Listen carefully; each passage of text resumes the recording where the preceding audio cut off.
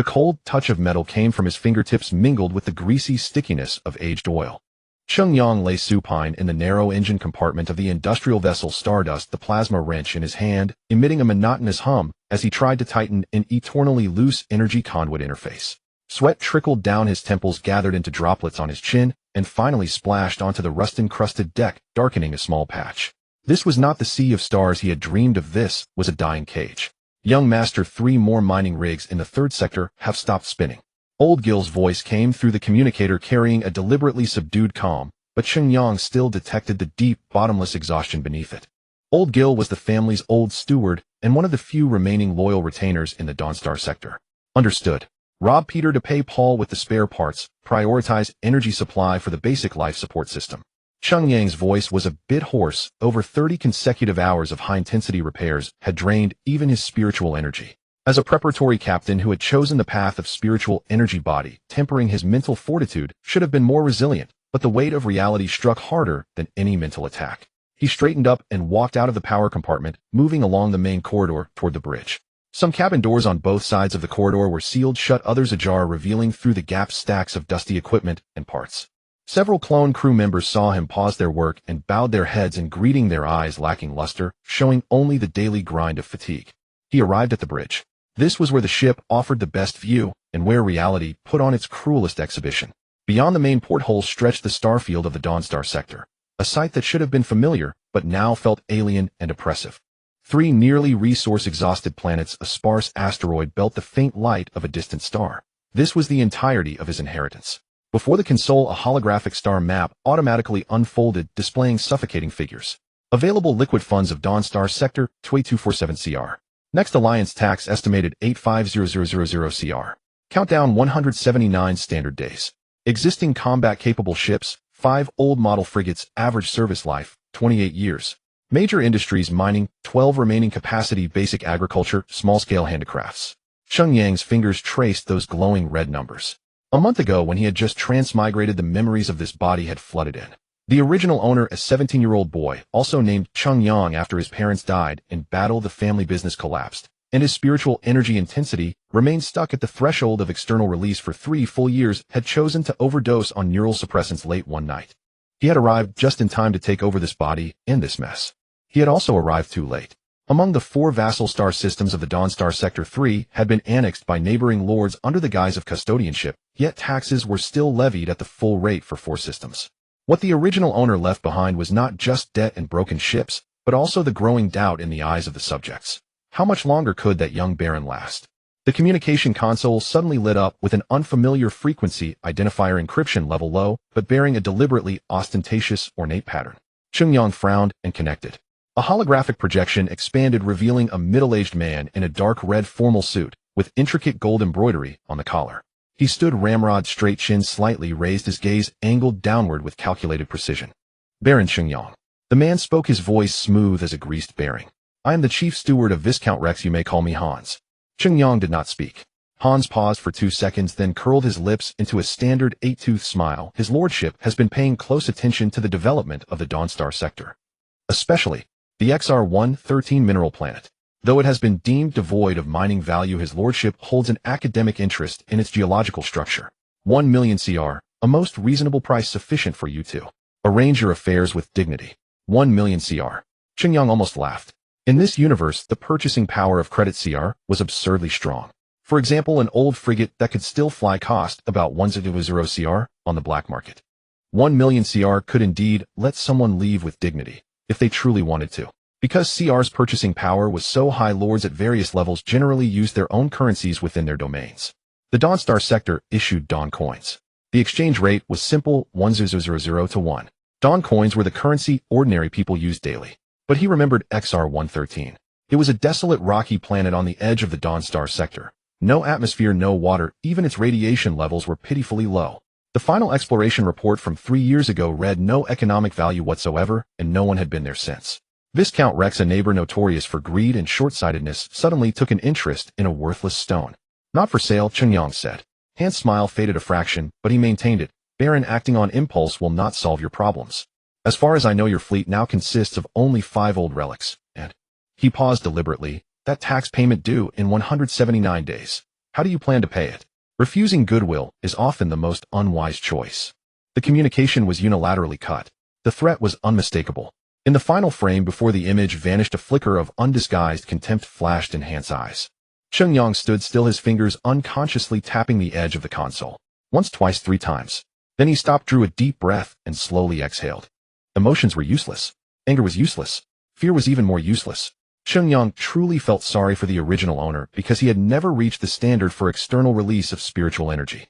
On the very evening Cheng Yang transmigrated, he only tried it, and unexpectedly achieved external spiritual energy release.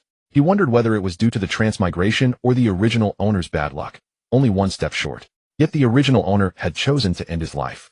Perhaps in this world, failing to achieve external spiritual energy release by the age of 20 was already considered half a failure. Lin Chi ignored the recent threat. He turned and left the bridge, walking deep into the ship. He passed through airlock after airlock, past rows of dormant equipment, finally stopping before a heavy armored door. The marking on the door was worn, but still readable: Core Docking Bay. This was the deepest part of the Stardust, the true heart of this industrial vessel, or rather what it once was. Cheng Yang pressed his palm against the identification panel. A blue light scanned, and the mechanical lock clicked open. The doors slid aside, revealing the space within. It was not large, barely 10 meters in diameter. At the center floated a platform upon which was fixed a segment of dark silver metal, the Stardust Spark core, the interface binding a heroic vessel to its captain. Around the platform 12 energy conduits encircled it.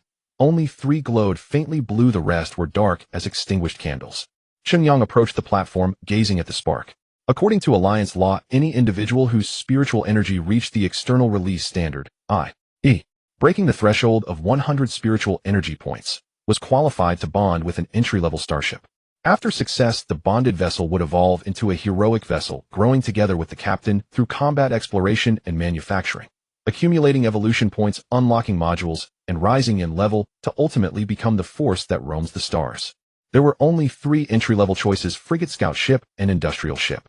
The frigate was the blade on the battlefield, the scout ship was the eyes in the shadows, and the industrial ship was logistics, a mobile factory, the last option in most people's eyes when there was truly no other choice.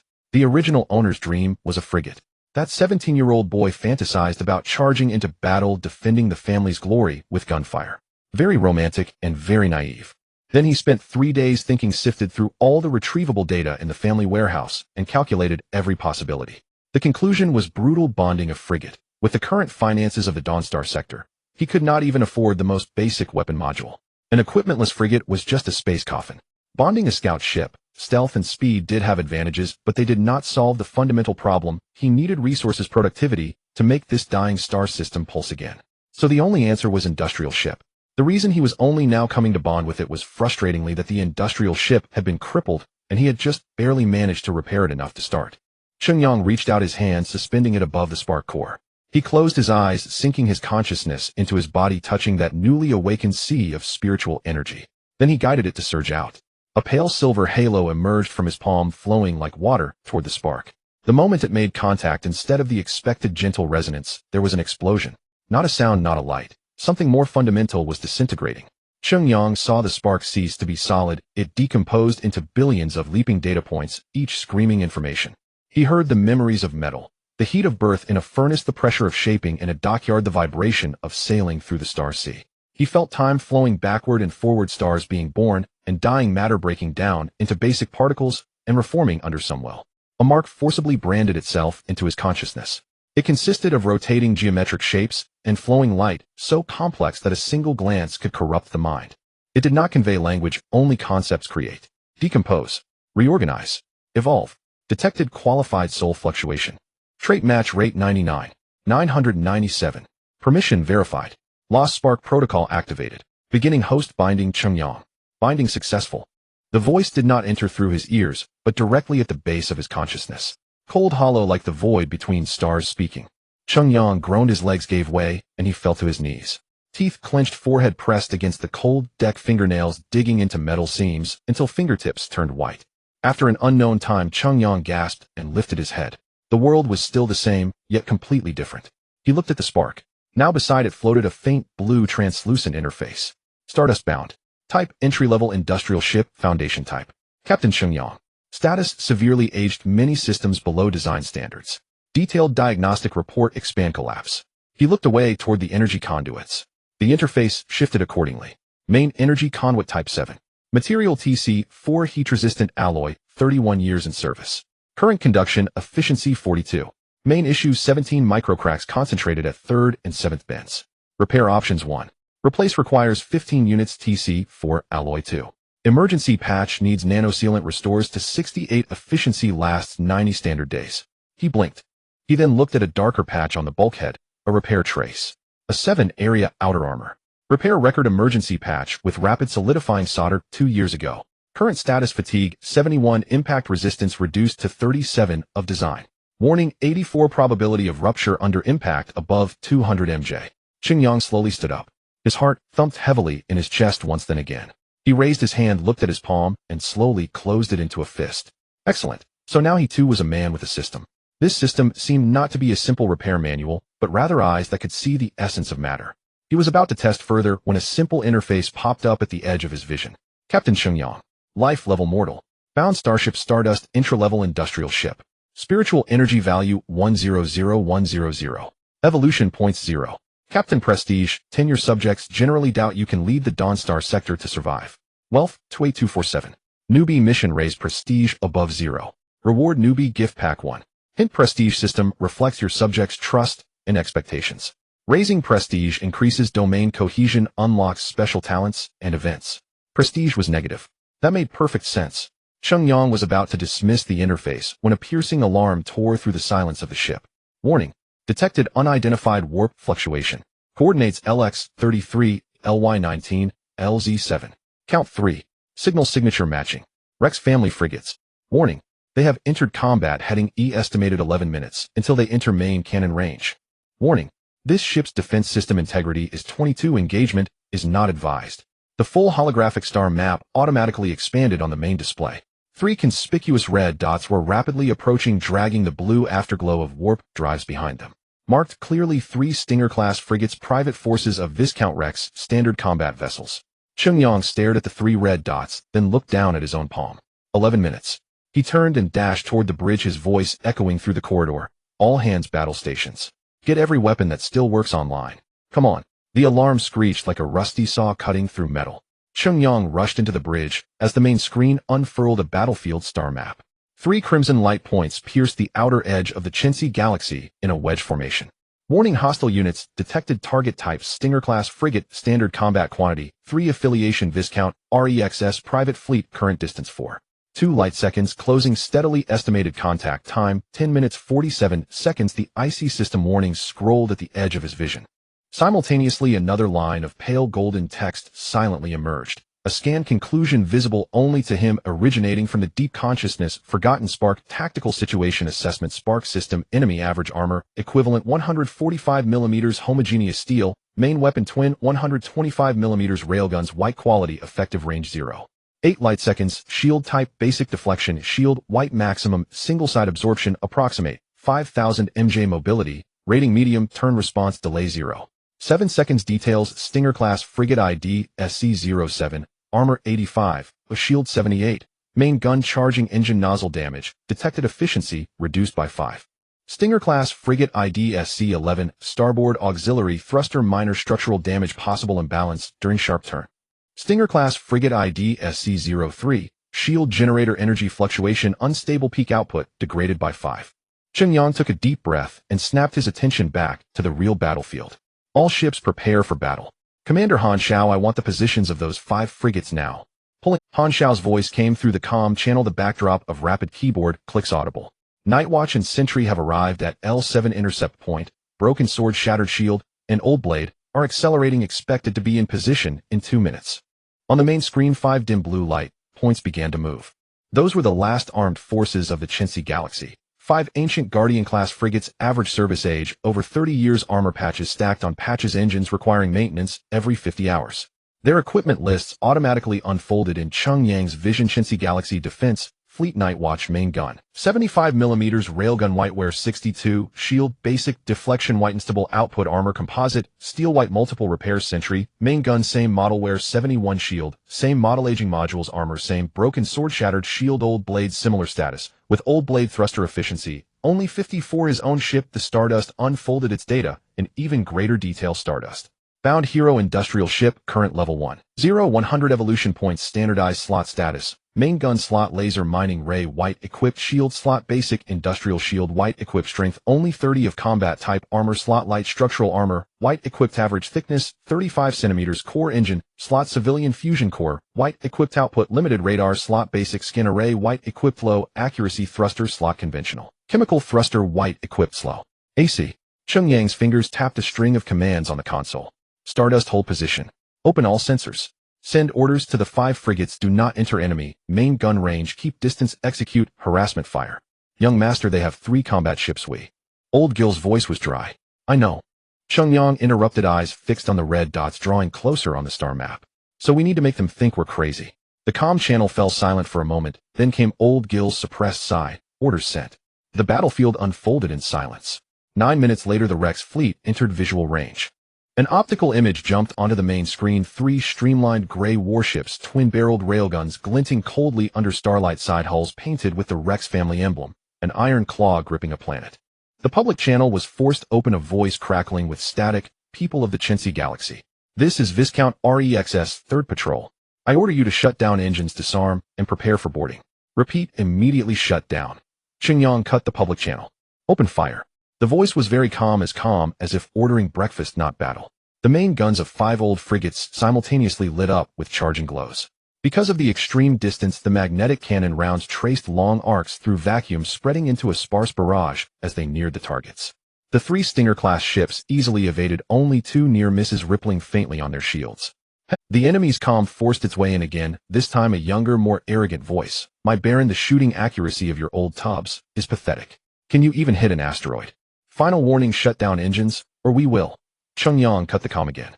He called up the weapon control interface, his finger hovering over the laser mining ray activation button.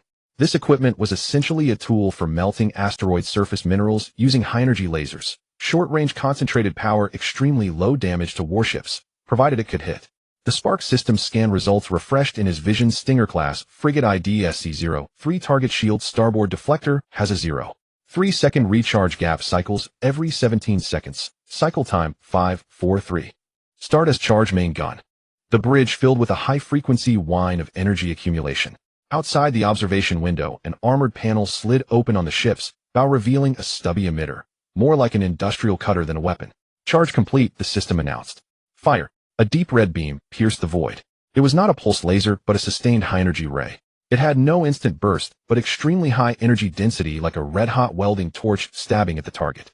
The Stinger SC-03 clearly did not expect an industrial ship to fire, nor at this distance and angle. The captain instinctively pulled the nose up, exposing the starboard shield generator to the ray's path, just in time for that 0.3-second recharge gap. The deep red beam slammed into the pale blue shield. No explosion, no flash. Only a grinding, energy-tearing hiss transmitted through sensors into the bridge. The shield undulated like a water bubble pricked by a needle. After holding for 1.7 seconds, it locally overloaded, tearing open a hole several meters in diameter. The beam drove straight and cutting into the starboard armor. Hit! Old Gil's voice nearly cracked, but Cheng Yang's brow furrowed. The Spark system's real-time analysis flickered before him. Hit effect penetrated external armor depth 8 meters, internal damage minor, no critical systems. Hit warning, laser mining ray sustained output time has reached safe threshold, continued exposure risks overheating, ceasefire. Cheng Yang ordered. The deep red beam extinguished. The Stinger SC-03's starboard side bore a molten scorched wound. Blue sparks of electricity flickered inside, but the ship continued maneuvering its main gun, even starting to turn toward the Stardust. Indeed. Cheng Yang murmured. A white-quality mining ray hoping to critically damage a combat frigate in one shot, still too naive. But the others on the battlefield didn't think so. From the Rex fleet's perspective, that supposedly harmless industrial ship had just suddenly pierced a companion's shield and armor with some high-energy weapon, beyond their understanding. What was even more incomprehensible followed. The 5 old frigates suddenly went berserk, engines at full, spewing scorching exhaust, without regard for lifespan, charging from 5 directions. They abandoned long-range harassment and opted for near-suicidal close engagement. Are they crazy? Spread out. Spread. The enemy fleet commander's roar echoed through the public channel. But it was too late. Nightwatch opened fire at less than 500 kilometers from SC-03. At that range, even old railguns could guarantee hits. The 75mm shell slammed into the wound carved by the laser, tearing a larger gash. Then Sentry joined from the other side, impacting the same spot like hammers. The Stinger SC-03 finally gave out. The starboard breach caused internal pressure loss, a series of small explosions spewed from the cracks, and the ship began to spin out of control. Its main gun flashed futilely a few times before going dark. Retreat. Cover retreat. The enemy commander's voice was frantic. The remaining 2 Stingers abandoned their comrade without hesitation, engines overloaded, turning accelerating away. One of them even suffered an engine stall from the overstress during the sharp turn. This caused that ship's attitude to lurch momentarily, but it did not affect their escape speed. The 2 ships quickly fled one after the other. Cease fire. Cheng Yang ordered again, his voice betraying neither joy nor anger. Frigate formation, maintain, alert, do not pursue. Scan that enemy ship, confirm status. With his own combat power, even if they caught up, they might not win. Scanning Spark system, target Stinger class frigate ID SC-03, status power offline, weapons offline, life support active, oxygen remaining approximate 2 hours. Life signs 17 all, with varying injuries, recoverable value assessment, intact twin 125mm railguns, white quality disassembly, and researched basic deflection, shield generator, white lightly damaged disassembly, and research partial armor materials, smeltable shipboard database, may contain Rex family intelligence. Cheng Yang stared at the last line silent for a few seconds. Then he opened the all-galaxy public broadcast channel, a privilege every lord possessed, the signal covering the entire Chensi galaxy. He cleared his throat, and when he spoke, his voice traveled through the comm system across the stars. This is Baron Cheng Yang, lord of the Chensi galaxy. Moments ago, 3 frigates of Viscount Rex illegally invaded my territory. After repeated warnings were ignored, they launched armed provocation against us. In accordance with Article 7 of the Alliance Border Defense Law, I have ordered self-defense retaliation. Result: the invading fleet was repelled, 1 ship disabled and captured. No friendly ships lost, 0 casualties. I hereby declare to all citizens, the borders of Chensi Galaxy will not yield an inch. Any unauthorized armed entry shall be deemed a hostile act and met with full retaliation. I also warn those who seek to take advantage. The Chensi Galaxy may be struggling temporarily, but its lord is not dead, and its guns can still fire. Today's battle is proof. End of announcement. He closed the broadcast. The bridge fell into silence, only the hum of equipment and the wreck of the enemy ship slowly rotating outside still sparking. A few seconds later, at the edge of his vision, the interface, only he could see refreshed Captain Cheng Yang, reputation 15, now 5. New reputation: citizens learn of your victory, initially establishing an unafraid of strong enemies impression. Some fence-sitters begin to change their stance. Novice quest: raise reputation above 0. Completed quest reward: novice gift pack, 1 claimable anytime. Cheng Yang leaned back in the command chair, letting out a long, slow breath. His hands trembled slightly, not from fear but the physiological aftermath of intense tension. He clenched his fist, forcing himself to calm down. Then he turned his gaze to the drifting enemy wreck on the main screen, to the boundless starfield beyond the viewport, and finally, to the softly glowing novice gift pack icon in his vision. This is just the beginning, he thought. Then in an angle no one saw, a very faint, very cold curve tugged at the corner of his mouth. Old Gil, young master. Send a rescue shuttle over. Pick up the crew of that ship and lock them in the brig. As for the ship itself, Cheng Yang paused, tow it to the nearest dock. I will dismantle it myself. Dismantle it, use the forgotten spark to analyze every part, find out REXS technology level, figure out why that railgun fired so far, find out what can be improved in that shield generator. Then use the enemy's bones to forge his own blade. Yes. Old Gil's voice this time had no hesitation, only a suppressed, finally unleashed fierceness. Cheng Yang stood up and walked to the viewport. Outside, the rescue shuttle's engine lights streaked across the stars toward the captured ship. He reached out and pressed his hand against the cold observation window. At his fingertips was the deep cold of the universe. Within his palm was a newly ignited burning heat called spark. Come on, he said to the stars in a voice only he could hear. Let's see how far this road can go. After the clamor of the battlefield faded away, silence gained weight. The Stardust slowly turned its bow, towing the wreckage of the paralyzed Stinger-class frigate, like dragging a hunted metal beast, heading toward the only still operational small starport in the Dawnstar system. Located in the outer space of the 5th planet of the Dawnstar system, it was a large orbital station. It was also the system's foreign trade starport. At its peak, the dock had 10 giant berths and hundreds of small berths. Now only a few small berths still had lights on, and half of the lights on the repair racks were dim. Cheng Yang sat alone in the command chair on the bridge, his eyes closed. It was not rest, but organization. In his mind, the 3 core interfaces brought by the lost spark quietly floated in the depths of his consciousness like 3 instrument panels with different functions. The first interface, the scan and blueprint system. With a slight mental movement, the system activated. In his field of vision, the entire bridge structure was instantly covered with pale golden grid lines, and concise data labels appeared beside each component. He looked at the bulkhead seam that had just emitted an abnormal sound due to the emergency maneuver. Target connection between main load-bearing frame and bridge area A3 and window frame in area B7 status scanning. Found stress fatigue, crack length 17. 4 centimeters, maximum depth 3.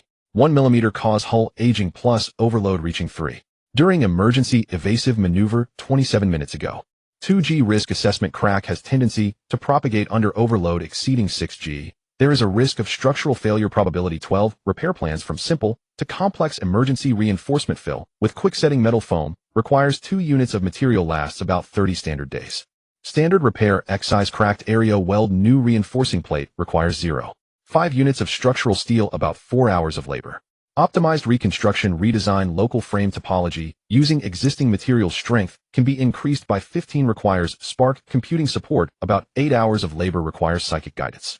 Heroic ship automatic repair in progress estimated time 148 hours 20 minutes blueprint can be generated. Cheng Yang shifted his gaze and focused on an old metal watch on his wrist, one of the original owner's relics. Target mechanical watch Peacock brand status power mainspring fatigue no. 3-gear tooth tip worn causing time loss of about 42 seconds per day. Repair plan replace worn gear requires precision brass 0.001 units or remake mainspring requires elastic alloy blueprint can be generated as I thought. Cheng Yang understood in his heart. The core of this scanning beam combined with blueprint generation ability lies in understanding and generating blueprints. It can see through the current state and causes of matter and provide different solutions from temporary fixes to complete optimization. And generate corresponding blueprints, which can then be replicated according to the blueprint. The second interface, the reputation system. Captain Cheng Yang current reputation 5 reputation affects territory cohesion, slightly increased production efficiency 1. Requires more data for verification talent attraction, marginally improved low-level technical talents, may start paying attention to Dawnstar system external attitude shift, some neighboring lords will reassess your threat level log repelled Rex family invasion, fleet reputation 15. Beginner task completed reward pending the beginner gift pack icon shimmering with a soft glow was particularly conspicuous at this moment. The third interface, the wealth value system. Most areas of this interface were gray with only one simple line of prompt wealth value system, locked, unlocked condition territory, monthly net income, remains positive, and cumulative reaches 1 in grow CR function preview, quantify territory, economic health linked, to resource acquisition construction, efficiency etc. Cheng Yang opened his eyes, and his gaze fell on the beginner gift pack. Without hesitation his consciousness gently touched it. The gift pack bloomed like a flower in his mind, transforming into 2 clear information streams, and 2 complex, 3-dimensional structural blueprints. Acquired green quality ship-mounted module 2 modules stored in Spark temporary storage space can be called and installed at any time. First item multifunction repair mechanical arm green LV1 description a modular smart repair arm integrating 12 functional tool heads standard repair expansion module for industrial ships. Specifications extension length 1000 meters basic precision 0.1 millimeter. Core feature can respond to high intensity psychic direct connection. Under the captain's fine psychic control operational precision can reach up to 0.1 millimeter and can perform some ultra-fine microstructure repairs.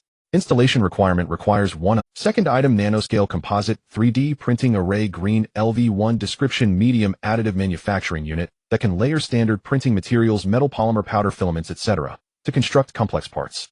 Module includes enclosed printing chamber temperature control and dust-free system. Specifications maximum print size 100 4030 print speed depends on material properties and structural complexity.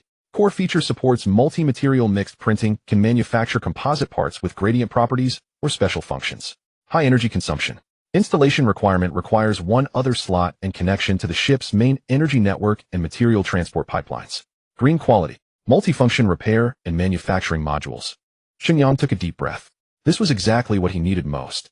The Spark had given him blueprints and solutions, and these 2 things were the hands to turn solutions into reality. He suppressed the urge to install immediately and called up the battle report. Stardust battle damage report generated by Spark system energy consumption. This operation consumed 38 of the fusion core output energy, of which laser mining beam overload shot accounted for 72. Core current load rate 105. You recommend cooling for at least 8 hours. Hull damage 17 new stress cracks, all marked starboard no. 3 heat dissipation grid slightly deformed. No direct hits on armor. Module lost laser mining beam emitter lens group overheated efficiency temporarily decreased, about 5 when needs calibration. Status brief of 5 frigates, overall no structural damage. Total consumed 47 rounds of railgun ammunition, remaining inventory 23. Old blade thruster overloaded, needs replacement of some pressure-resistant pipelines marked. Each ship's energy reserve average consumption 35. Loot analysis, Stinger-class frigate paralyzed removable modules, twin 125mm railgun white intact, can study its acceleration track design and energy circuit. Basic deflection shield generator white lightly damaged, can study its frequency modulation and energy distribution logic. Military-grade radar array fragments partially usable. Material recovery estimate can smelt and obtain about 1,200 tons of various alloys. Intelligence value high, although the shipboard computer is partially damaged. The Spark scan shows that its black box and some storage modules may still have data recovery potential. Detected that the last record of its voyage log contains abnormal coordinate frequency bands encrypted and a brief communication record with an unidentified signal source. Seeing the last line, Cheng Yang's eyes narrowed. Abnormal coordinates. Unidentified communication. Viscount REX's interest in that abandoned mining asteroid was indeed not as simple as it appeared. G-Air. Young master, please command. 2 things. First, have the dock's chief engineer Lu Mingyuan lead people to thoroughly dismantle that captured ship. All that can be dismantled and useful register and catalog and transport to warehouse no. 3. Pay special attention to the shipboard computer attempt to recover data, but if anyone tries to remotely erase or self-destruct, immediately cut power physically. Yes. Second, interrogate the 17 captured enemy crew, separately focusing on the specific objectives of this operation and the matter of the XR-113 asteroid. Be gentle, just get information. Understood. The Stardust gave a slight shudder and slowly docked into the largest repair dock in the starport, the only one that could accommodate it. Mechanical arms clicked as they attached for basic fixation. Outside the window were mottled metal walls and dim lights. The air circulation system emitted an old hum. But Cheng Yang's heart was burning with fervor. He did not immediately go to the warehouse to check the loot. Instead, he first came to an empty area in the middle of the Stardust hull. This area was close to several standardized other slot installation points on the hull surface. One of the core reasons heroic ships surpassed ordinary vessels was this highly integrated universal module slot system. As long as a module meeting specifications was transported to a specific area near the slot, the ship's own nanobots and built-in mechanical arms would automatically complete docking fixation line connection and system matching, a process both efficient and precise. Cheng Yang sank his consciousness into the Spark storage space and selected multifunction repair mechanical arm. Please select target installation, slot other slot 1230. He chose other slot 1. Please transport the module entity to slot no. 1 installation area marked Lin. She mentally placed it on the ground. A huge chest appeared as if out of thin air. The chest was placed on a faintly glowing circular area on the ground near the slot. Module in position, beginning automatic installation. Estimated time 9 minutes 47 seconds. The ground vibrated slightly, and that deck plate along with the chest sank down, followed by a subtle and dense mechanical operation sound, as if countless tiny gears and mechanical arms were working in coordination. Cheng Yang could see the abstract installation process through the Spark system. The module was precisely grasped, its shell disassembled and embedded with the hull structure. Internal energy lines and data buses automatically connected, like growing nerves, calibration programs running at high speed. After 9 minutes and 42 seconds. Click. A crisp locking sound rang out. At the same moment, Cheng Yang felt a certain node of the ship being on the outer hull at the middle of the port side. An armor plate smoothly slid open, and a thick multi-jointed mechanical arm with a deep gray matte finish slowly extended smoothly, completing a series of self-check actions. Tool disc rotating, various tool heads glinting coldly. Multifunction repair mechanical arm installation complete. Module online, occupying other slot 14. Self-check pass standby. Currently available tasks: inspection and repair equipment disassembly and assembly precision welding. Cheng Yang moved his mind slightly and attempted psychic direct connection. A familiar cool touch came and a high-definition screen with multiple sensor information appeared in his. He manipulated the mechanical arm to perform an extremely complex simulated repair action, responding swiftly, controlling precisely, as if it were truly an extension of his own arm. Good. He nodded in satisfaction and then began installing the second module. The chest of nanoscale composite 3D printing array was larger at another slot installation area. The same smooth automatic installation process took 10 minutes and 15 seconds. It was completed in a large cabin on the starboard side. When the installation ended, Cheng Yang walked into the cabin and saw a fully positioned compact industrial unit. The silver gray main body occupied most of the cabin. The front was an enclosed printing chamber with an observation window the side connected to material input ports and product output channels, and at the back thick pipelines directly connected to the ship's energy main. The module's built-in temperature control and air purification system emitted a low hum, ensuring a stable and dust-free internal environment. Nanoscale composite 3D printing array installation complete module online occupying other slot 24. Self-check passed. Current material inventory 0. Please supply standard printing materials. Multiple printing materials can be used for composite printing with product parts integrally formed. With hands and a furnace, now only material was lacking. Cheng Yang left the Stardust and went to the dock's warehouse No. 3. It was already piled with things dismantled from the captured ship. The twin railgun was carefully placed on a support, the barrel still emitting a faint post-energy overload warmth. The shield generator looked like a huge gray box with a melted scar on the side. Beside it were piles of armor fragments, internal parts, and some relatively intact secondary systems that had been removed. His gaze first locked onto the railgun. Sparks scan deep analysis, generate detailed structural blueprint and research report. Command confirmed. Perform deep scan on target twin 75mm railgun white. A pale golden scanning beam invisibly emitted from his eyes, enveloping the entire gun body. Massive data streams began feeding back. Scanning. Structural analysis complete. Material analysis complete. Energy circuit reverse engineering. Optimization point found, acceleration track linearity deviation 0.05 OI causing projectile muzzle velocity fluctuation 1. 2. Capacitor bank charging circuit efficiency low 12 of energy converted to waste heat during transmission. Cooling system design of the barrel lacks redundancy, life decays quickly under sustained fire. Generate complete blueprint producible, generate optimization plan requires RD. Next, the shield generator. Command confirmed. Perform deep scan on target, basic deflection, shield generator white lightly damaged. The scanning beam meticulously covered that gray box-shaped device. Scanning. Structural analysis complete. Phase array distribution map reconstructing. Energy frequency modulation pattern analysis. Optimization point found, phase array arrangement not optimal, existing array unit distribution has a 13 energy interference zone causing about 8 ineffective loss in overall shield strength. Frequency modulation algorithm rigid, uses fixed frequency cycle modulation easily locked and targeted by enemy radar. Lacks adaptive frequency conversion capability. Energy distributor response delay when subjected to localized high-intensity impact. The average delay for energy to be transferred from other areas to the strike point is 0.15 seconds, during which local shield strength drops 40. Heat dissipation design flaw, generator body heat sink area insufficient, prolonged full power operation risks, overheating, accelerating internal crystal aging. Generate complete blueprint producible, generate optimization plan requires RD involving adaptive algorithm and fast energy scheduling. Cheng Yang, like a greedy sponge, used the Spark's scanning ability to frantically absorb the technical details of these ready-made equipment. Each blueprint and each optimization suggestion enriched his barren technical library and outlined a clear path for his territory's future upgrades. After scanning the main loot, he walked to the pile of scrap that looked like a metal mountain of trash. All of this put into smelting recovery. Convert into standard printing materials. Yes, young master. The warehouse manager immediately busied himself. Cheng Yang finally looked at the preliminary report sent by Han Xiao about the prisoner interrogation and data analysis. The interrogation results were unremarkable. Ordinary crew only knew to execute orders with the objective to deter and force Baron Cheng Yang to submit. But the data recovery team made an unexpected discovery. They recovered a coordinate information that had been repeatedly transcoded and encrypted from the damaged shipboard computer, pointing to a desolate star region far from regular routes, the coordinate point being surprisingly near the XR-113 asteroid. And that unidentified communication record, after enhancement processing, captured a few broken words. Abnormal energy readings. Suspected cosmic artifact. Must preempt. Cheng Yang closed the report, his gaze profound.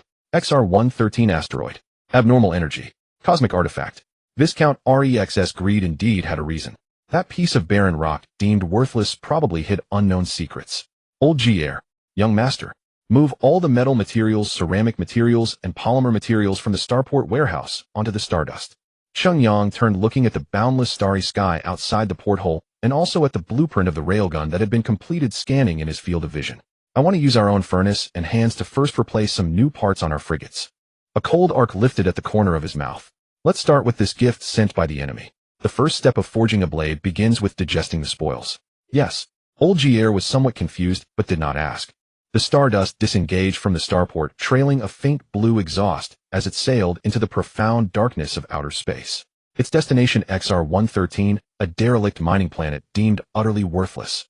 In the Dawnstar system, this celestial body was known as Dawnstar 7, also designated as planet Dawnstar 7. It was a mining world. The voyage would take 20 minutes. Cheng Yang did not squander this time. Standing at the center of the bridge, he unfurled two complex, three-dimensional structural blueprints before him. These were generated by the Spark system's scan of the spoils of war, a twin-mounted 125mm railgun, and a basic deflector shield generator. Every bolt, every energy conduit, every cooling fin structure was precisely outlined in pale golden lines. Lin Shi did not move about. He monitored the status of the 3D printing array from the bridge. Nanoscale composite 3D printing array status ready. Current material inventory: standard alloy powder 142 tons, specialized ceramic powder 8 tons, polymer substrate 3 tons, maximum printable dimensions 1004030 meters. Initiate parallel printing protocol. Load blueprints: twin-mounted 125mm railgun, optimized version, basic deflector shield generator, optimized version. Command acknowledged. Blueprint loading. Load complete. Detected target component dimension: railgun, total length 128. 7 meters exceeds single print maximum length. Initiating segmented printing and inner bit assembly plan. Plan details: decompose railgun main body into 4 core components. Segmented printing followed by precision assembly by maintenance manipulators in a zero-gravity environment. Shield generator to be decomposed into 3 components. Estimated total printing time 52 minutes. Estimated assembly time 8 minutes. Total 1 hour. Confirm. Confirmed. Priority maximum. Activate all 50 million printing microchambers. Full power operation. Command confirmed. Initiating full power printing mode. Estimated energy consumption 3. Preheating materials. Calibrating laser array. Commencing print.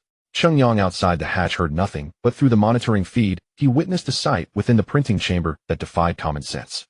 On the printing substrate, 50,240,000 independent printing microchambers illuminated simultaneously.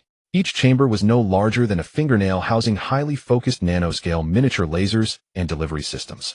Pale blue laser beams descended like a torrential downpour, precisely fusing printing material within their respective microchambers.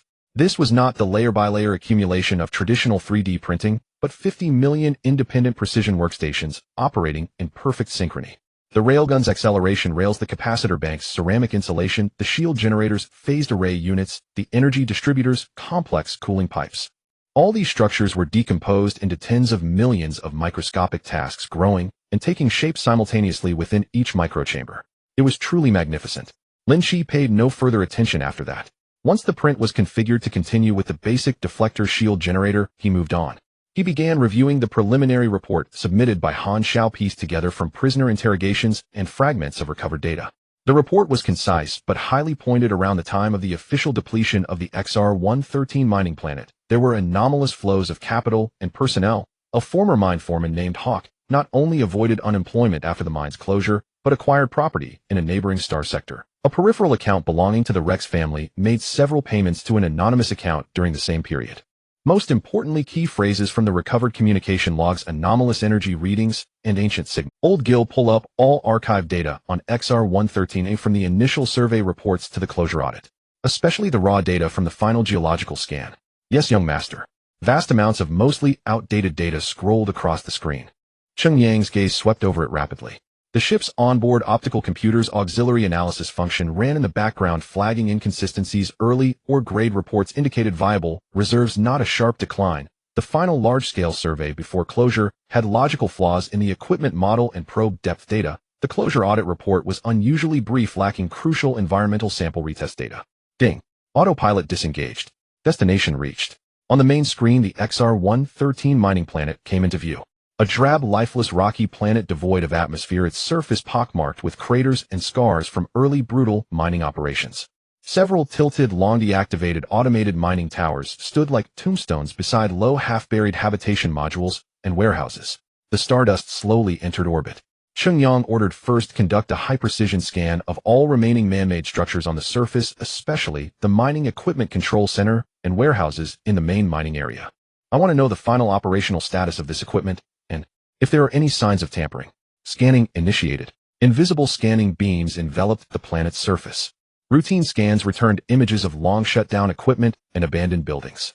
Simultaneously, Cheng Yang activated the Sparks scanning beam, focusing on those human constructs. Scan target mining area, core control console model MC7, offline status, severe aging. Multiple traces of unauthorized modifications detected. Anomaly 1. The main probe data output module has a physically added signal filtering tampering subboard crude workmanship non-original. Anomaly 2. The console's underlying log storage chip shows traces of unauthorized device access and erasure.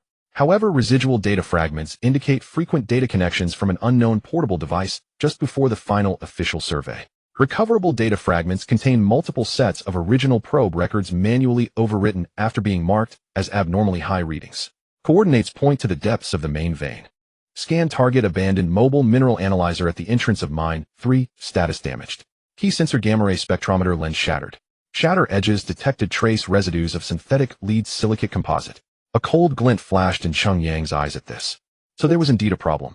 Synthetic lead silicate composite is typically used for industrial shielding or specialized experiments, its primary function being the high absorption scattering of various mineral detection rays.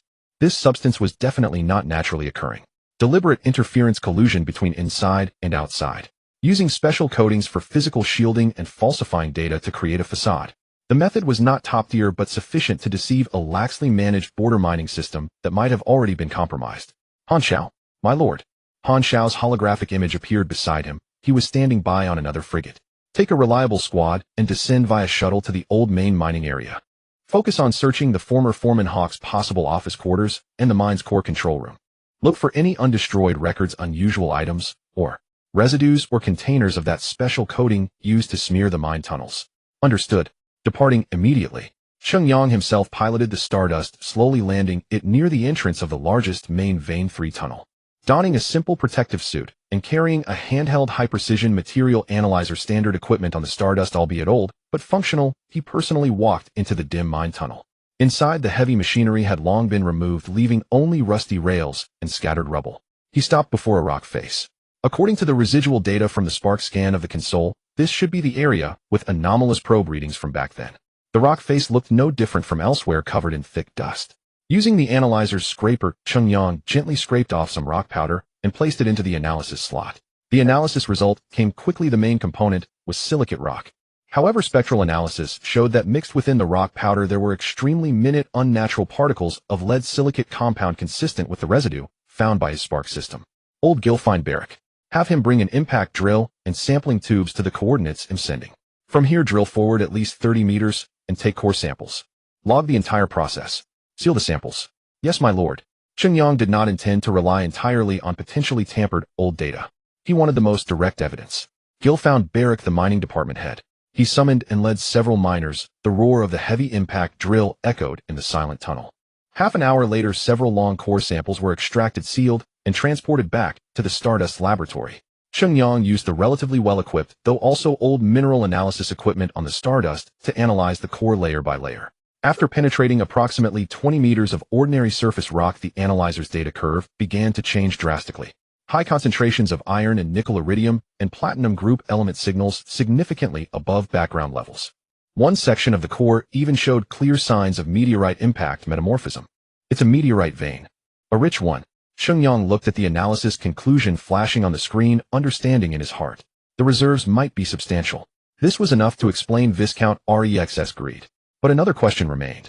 If it was just this hidden vein, why, after fabricating the depletion, would Rex not take his time to maneuver and acquire it cheaply through commercial means, but instead resort to immediate armed threats? What was the anomalous energy reading mentioned in the reports? Was there something else hidden beneath the vein? Just then, an urgent communication request from Han Xiao came in. My lord, a discovery. Han Xiao's voice was very low with clanging metal and hurried footsteps in the background. Speak. My lord. Hawk's quarters were cleaned out thoroughly, no direct valuables or obvious evidence left, consistent with a normal resignation procedure. But we expanded the search. In a corner of the abandoned public materials warehouse, inside a barrel that should have held ordinary lubricating oil, we found a small amount of unused gray viscous paste. A quick test shows its composition is highly similar to the synthetic silicate composite used to interfere with scans. The barrel had no markings. Also, Han Xiao continued, we recovered part of the deleted logs from a backup server in the control station. We found that Hawk's personal account had abnormally high-frequency, encrypted external communication records 6 months before the mine closed. The destination address went through multiple hops and is ultimately untraceable. The timing coincides with when the shielding material likely appeared. A chain of circumstantial evidence was forming. Hawk had been careful, but even the most meticulous plan has a flaw. Oh, perhaps he never expected anyone to so thoroughly re-examine a dead mine. Seal and bring back the remaining paste sample. Continue searching for any other unusual items, no matter how insignificant they seem. Cheng Yang instructed. Yes. Just as Han Xiao's team was about to conclude their search, a team member, while clearing a lower ventilation duct in the control station, discovered a small, inconspicuous metal box stuck deep inside. It was non-standard, appearing crudely hand-welded. The box was carefully retrieved and opened. Inside were not valuables, but several pieces of dark heavy or fragments flecked with minute golden specks, feeling much heavier than ordinary rock of the same size. My lord found this. The ore fragments are very heavy, and the golden specks appear to be some kind of natural metallic crystal. Han Xiao transmitted the images. Cheng Yang stared at the feed. The golden specks in the dark ore seemed to have an extremely faint glint under the camera. Shipboard optical computer scanned the ore fragment in the image. Image scanning precision was limited, but perhaps it could yield something. Command received. Analyzing image data. Target or fragment image density anomaly suggests possible presence of high atomic number metallic elements. Golden speck reflective characteristics do not match any known rare mineral. Database has no exact match. Warning, image information is severely insufficient. All analysis results have extremely high uncertainty. Recommendation: obtain the physical object for multidimensional analysis, including physical energy and psychic properties. Even the shipboard database could not identify it. The only vague matches pointed to unclassified special samples. This deepened Cheng Yang's suspicion. Where did these unknown or fragments come from? Why were they here? Were they accidentally dropped or deliberately? Were these fragments related to the anomalous energy readings? Seal this sample at the highest level. You personally escort it back. Cheng Yang commanded. Also, I need a detailed list and current status of all personnel involved in the mine closure decision chain, and those with access to core survey data and material management authority. The list is being compiled. Preliminary situation: the former technical department, head Morris safety chief Carl, and survey team, leader Liao, resigned one after another shortly after the mine closure, citing personal development and health reasons. They have all left the Dawnstar system and are reportedly living comfortably in other sectors. For other mid to low-level technicians and administrators remain in this system, but have all changed careers. For the 4 remaining in the system, Cheng Yang pondered briefly, have the clone miner Barrack approach them individually. Use the pretext that the Lord's Manor needs to conduct a safety hazard assessment of the abandoned mining facilities, and especially inviting former technical personnel to assist in the evaluation for paid consultation.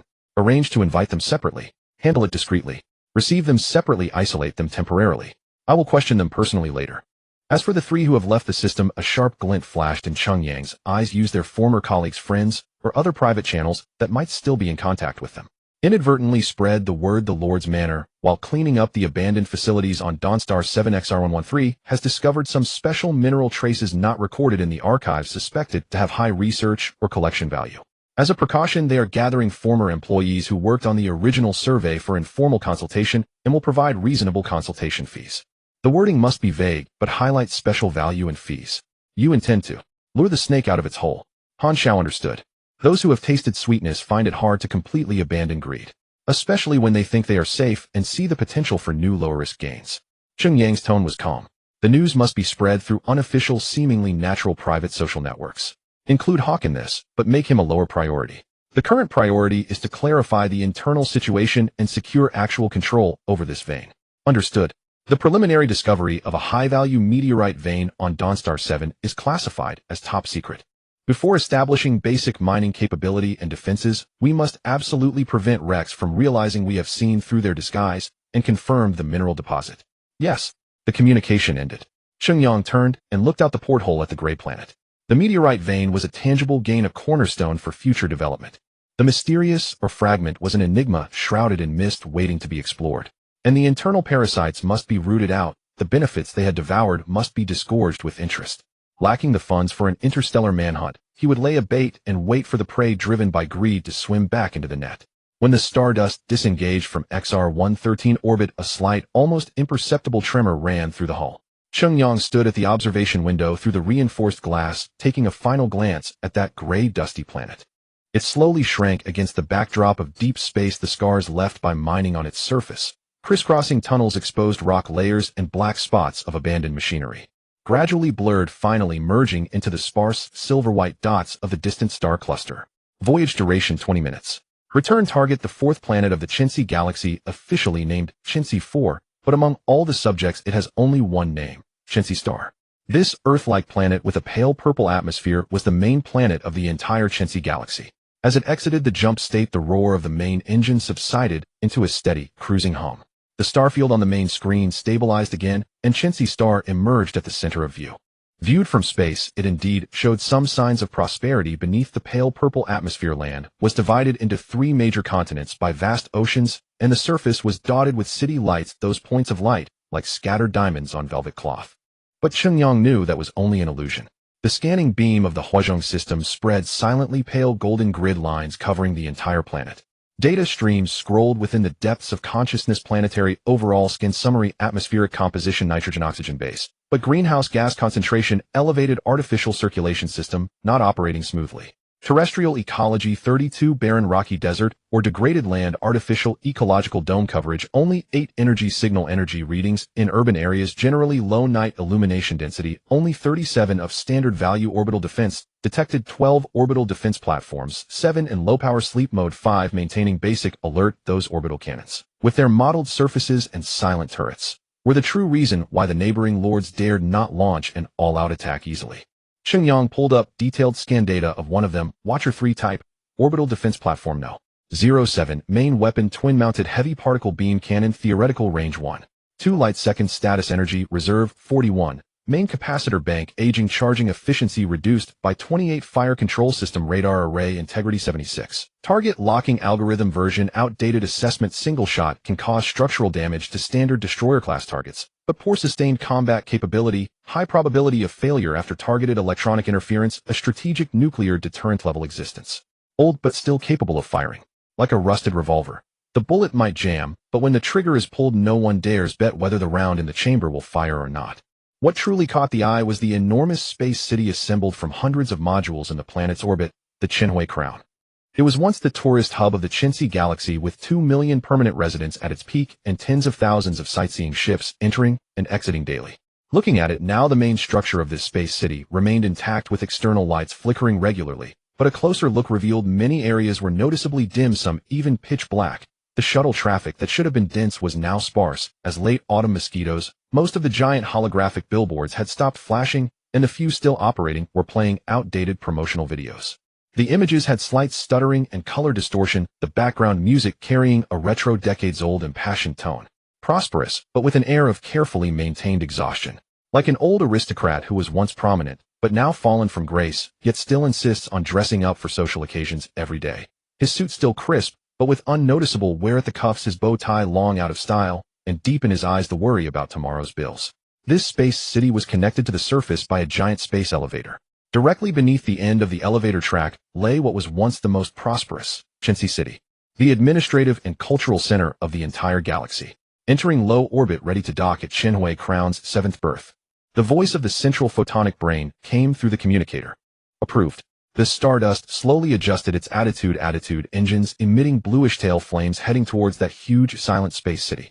As the distance closed, more details emerged. Some external maintenance corridor lights were broken and not repaired in time, that section of passage completely immersed in shadow. A medium cargo barge docked at the adjacent berth with obvious patches of different colored paint on its hull, like an old garment full of patches. Several automatic loading arms at berths sat still with obvious rust at their joints, like an old man suffering from arthritis.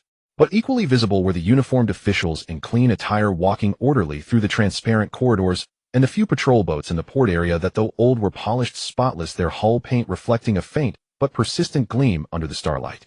It was not wealthy but still had order. It was not powerful but still had teeth. The vibration upon docking was very slight, like a restrained sigh. The airtight door slid open, revealing the connecting corridor of Chensey Crown's 7th berth. Cheng Yang did not immediately disembark. He stood at the hatch, his gaze sweeping to the end of the corridor. Several people were already waiting there. All core personnel who had been notified before the Stardust docked and were required to report to him immediately. At the front stood a middle-aged man of lean muscular build, wearing a dark gray uniform with 3 silver bars on his epaulets. He stood ramrod straight like a steel spike driven into the deck, his face expressionless, but his eyes sharp as an eagle's. The security director, Lung Feng.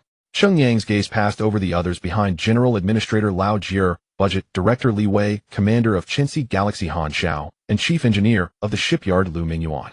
Cheng Yang handed the heavy metal box made of psychic shielding material to Lao Jie. Deliver this item to the technical department for highest priority analysis. His voice was calm. I need a complete composition report, physical property data, energy reaction spectrum, and any possible psychic resonance characteristics. As Lao Jie received the box, his arm visibly dipped. The weight exceeded expectations. He nodded. Yes, young master. I will deliver it personally. Notify all officials at the level of director and above. Cheng Yang continued, his eyes sweeping over everyone present. Emergency meeting in Lord's Manor Conference Room 1 in 30 minutes. No absences, no tardiness. Understood. He turned to the others. Let's talk in the conference room. This is not a place for discussion. There were no greetings, no unnecessary pleasantries. Cheng Yang walked straight past them, the sound of his boots striking the metal floor echoing rhythmically in the empty corridor. Lung Feng followed half a step behind, and the others fell in line behind him. No one spoke. Only footsteps, orderly restrained like some silent ritual. The group did not take the public space elevator. That would require crossing the central hub of Chinhui Crown, passing through densely populated commercial areas. They took a private passage and boarded a small shuttle docked in the side bay of the 7th berth. The hull bore no markings, painted in an understated dark gray. The humming sound of the engine starting was almost inaudible. Only the slight vibration from the seats told the passengers that they had departed.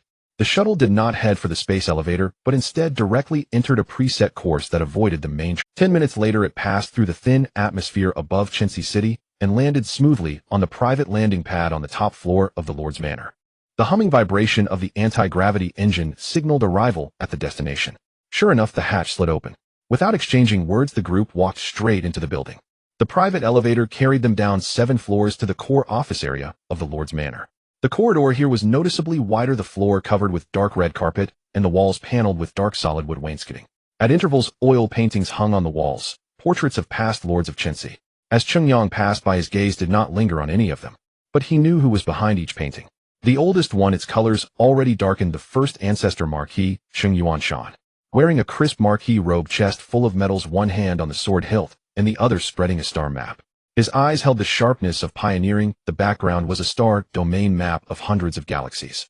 That was the most glorious era of the Chinhui family, a territory spanning 300 light-years governing hundreds of galaxies, a famously powerful lord on the frontier. The Chinhui Crown Space City was founded in that era. The subsequent paintings gradually darkened generation after generation of heirs, ranks decreasing one after another, territories continuously partitioned. Then came his grandfather Cheng Yang.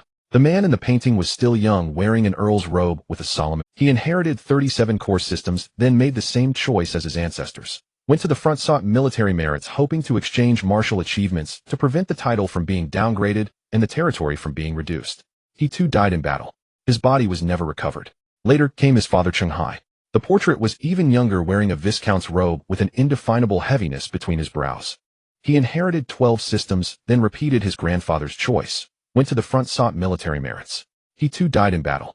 Like his grandfather, his body was never found. Only a nameplate and some compensation from the alliance.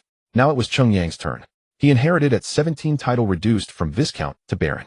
According to the alliance's noble inheritance and territory law, a baron's territory limit was 5. He chose 4 at the time, because the alliance had a rule: descendants of those who died in battle with a title could enjoy a tax exemption of 10 standard galactic years. The more systems you delimited, the faster the tax exemption was consumed. So he chose 4. He thought at least he could catch his breath. But in the past 3 years, before Cheng Yang transmigrated here, the original 17-year-old youth, amidst internal and external troubles, had watched helplessly as 3 vassal systems were devoured and annexed by neighbors under various pretexts. Yet the tax bills were not reduced by a cent. So now Baron Cheng Yang of Chinhui nominally owned 4 systems, but the only one he could fully control was this mother system beneath his feet. And he still had to pay taxes for 2 of those systems. The tax exemption period was left with only 2 years. The neighboring lords, Viscount Rex, Baron Meichuan Kuzi, and further away the ever-lurking Count Carlos, like hyenas scenting blood, took turns probing and pressing step by step. The previous military threats were just the beginning. Cheng Yang guessed that Viscount Rex had not yet confirmed whether a cosmic artifact really existed on the XR-113 mining planet. Otherwise, he wouldn't have made such a blatant and direct purchase. Unless he was simply foolish, or there was someone behind him who couldn't wait. The elevator door slid open. In the corridor of the core office area, there were noticeably more people. Staff in various uniforms hurried through the hallways holding data pads and folders, murmuring quietly. Upon seeing Cheng Yang and his group, they quickly stepped aside and bowed in greeting. There was a tense silence in the air, like the low pressure before a storm. Cheng Yang pushed open the door to his office. The room was large but sparsely furnished to the point of austerity, a heavy solid wood desk, a few chairs of the same material, a holographic star map, covering an entire wall, displaying the Chensey galaxy and surrounding regions in real time, with lost systems marked in dark red, and an old-fashioned fireplace. Outside the window was a greenery belt that was meticulously maintained, but clearly lacked vitality. The leaves had an unnatural dark green color. Further away, the silent buildings of Chensey City, many windows dark. Let's talk alone first, Cheng Yang said to Lung Feng, then looked at the others. You all wait outside.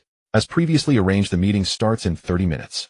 Lao Jie, Li Wei, Lu Mingyuan, and Han Shao nodded, and quietly withdrew. The door closed.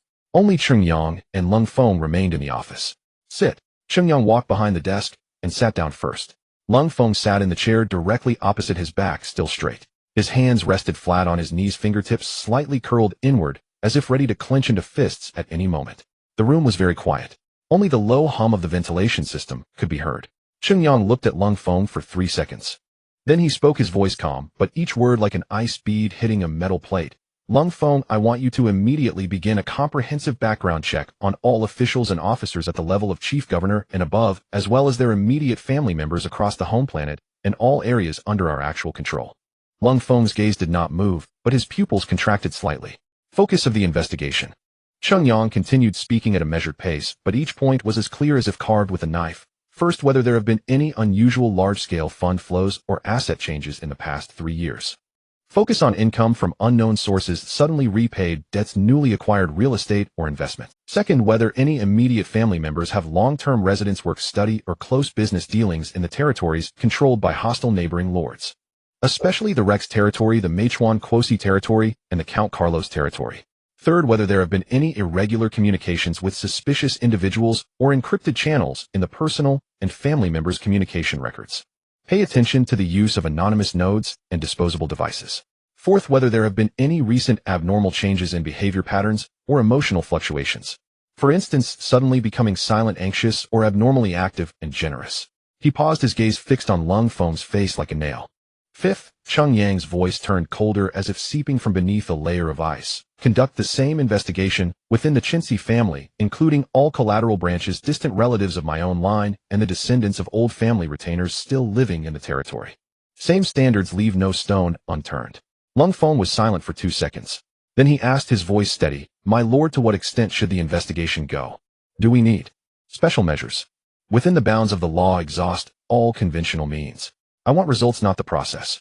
Cheng Yang stared at him, his eyes leaving no room for negotiation. But remember, be discreet. I don't want to stir up panic nor alarm the enemy. If there is clear suspicion, monitor first, don't act. Await my orders. Understood. Lung Feng, his hand had already lifted, beginning to record key points on the virtual keyboard of his portable terminal. His fingertip movements precise and crisp, like disassembling a firearm. They'll give you 5 days. Cheng Yang leaned back in his chair, but his body did not relax. 5 days from now, I want a preliminary report delivered directly to me, bypassing any intermediaries. Keep the raw data yourself, raise the backup level to the highest. Yes. Now Cheng Yang sat up straight. Go call in the communications director. Others will continue to wait. Lung Feng rose, saluted, turned, and left. The sound of footsteps faded beyond the door. Cheng Yang leaned back, closing his eyes. The office was very quiet. Light from outside filtered through the glass, casting long, pale gray shadows on the carpet. The star map on the wall operated silently. The blue-green dot representing the Chensey star rotated slowly. The surrounding dark red zones, those lost star systems, resembled wounds like blood clots, like some slow-spreading infection. The order he had just given meant he would be investigating the backbone of the star system's administrative and military apparatus, even including members of his own family. It was ruthless, inhumane, and might even chill the hearts of some loyal people. But it had to be done. REX's knowledge of the XR-113 mining planet was too precise, his timing too opportune. Without an internal spy, it would have been impossible. That spy could be in a high position or in a seemingly insignificant but crucial spot. It could be a bribed underling or a threatened official's family member. If that eye was not removed, every step thereafter would be like walking on a stormy night, never knowing where the next lightning bolt might illuminate a trap. A knock sounded 3 times. Enter. The door slid open. Communications Director Zhao Ming walked in. A man in his early 40s wearing glasses with a lean build. He wore a dark blue uniform with 2 rings on his shoulder epaulets, holding a bulky encrypted datapad.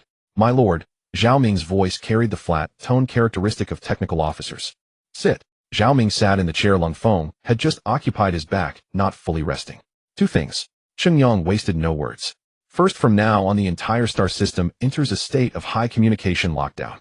The outside world need not know. I want you to monitor all external encrypted communications, especially those with the Rex territory, the Mechuan Quosi territory, and the Count Kane's territory. He paused, staring at Zhao Ming. Any encryption, crack it directly. If it can't be cracked, record the time, frequency band, and encryption level and report directly to Lung Feng for filing. Do not attempt multiple times, do not leave traces. Behind his glasses, Zhao Ming's eyes flickered.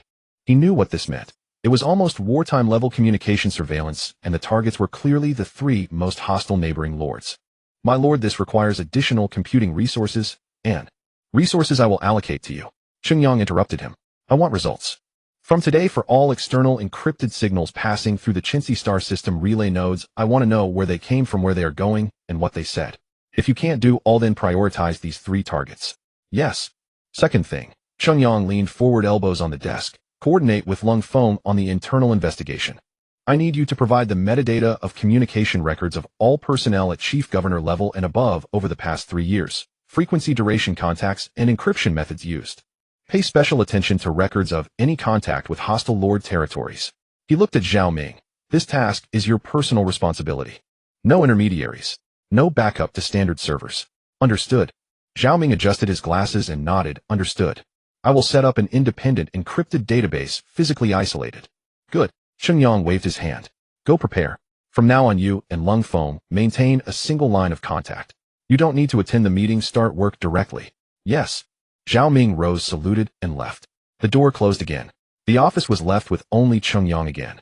He leaned back in his chair, his eyes falling on the star map on the wall on the blue-green dot of the Chintzy star. The investigation had begun. Next, the full meeting of chief governors in 30 minutes. That would be an even more complex and subtle game. The light outside gradually slanted westward, artificial light and shadow moving slowly across the floor. Cheng Yang sat quietly, like the brief oppressive calm at the center of a storm, waiting for the first clap of thunder. The door to the meeting room was made of heavy solid wood, emitting a low, time-worn creak as it swung open. Both sides of the long table were already filled with people. All core department directors of the Dawnstar system, covering governance, finance, military, industry, agriculture, public security, justice, communications, education, and health. 17 in total, along with the attending chief engineer of the fleet and looming UN, making it 18. They were all gathered in this room, 20 meters long and 8 meters wide. They wore uniforms from their respective departments, their shoulder badges glinting with different hues under the overhead lights. At the far end of the long table, slightly behind, and to the side of Cheng Yang's seat of honor, an extra small table had been set up. Seated before it was a young woman dressed in a well-tailored dark gray administrative uniform, her black hair tied back in a neat bun with a pair of thin-rimmed glasses perched on her nose.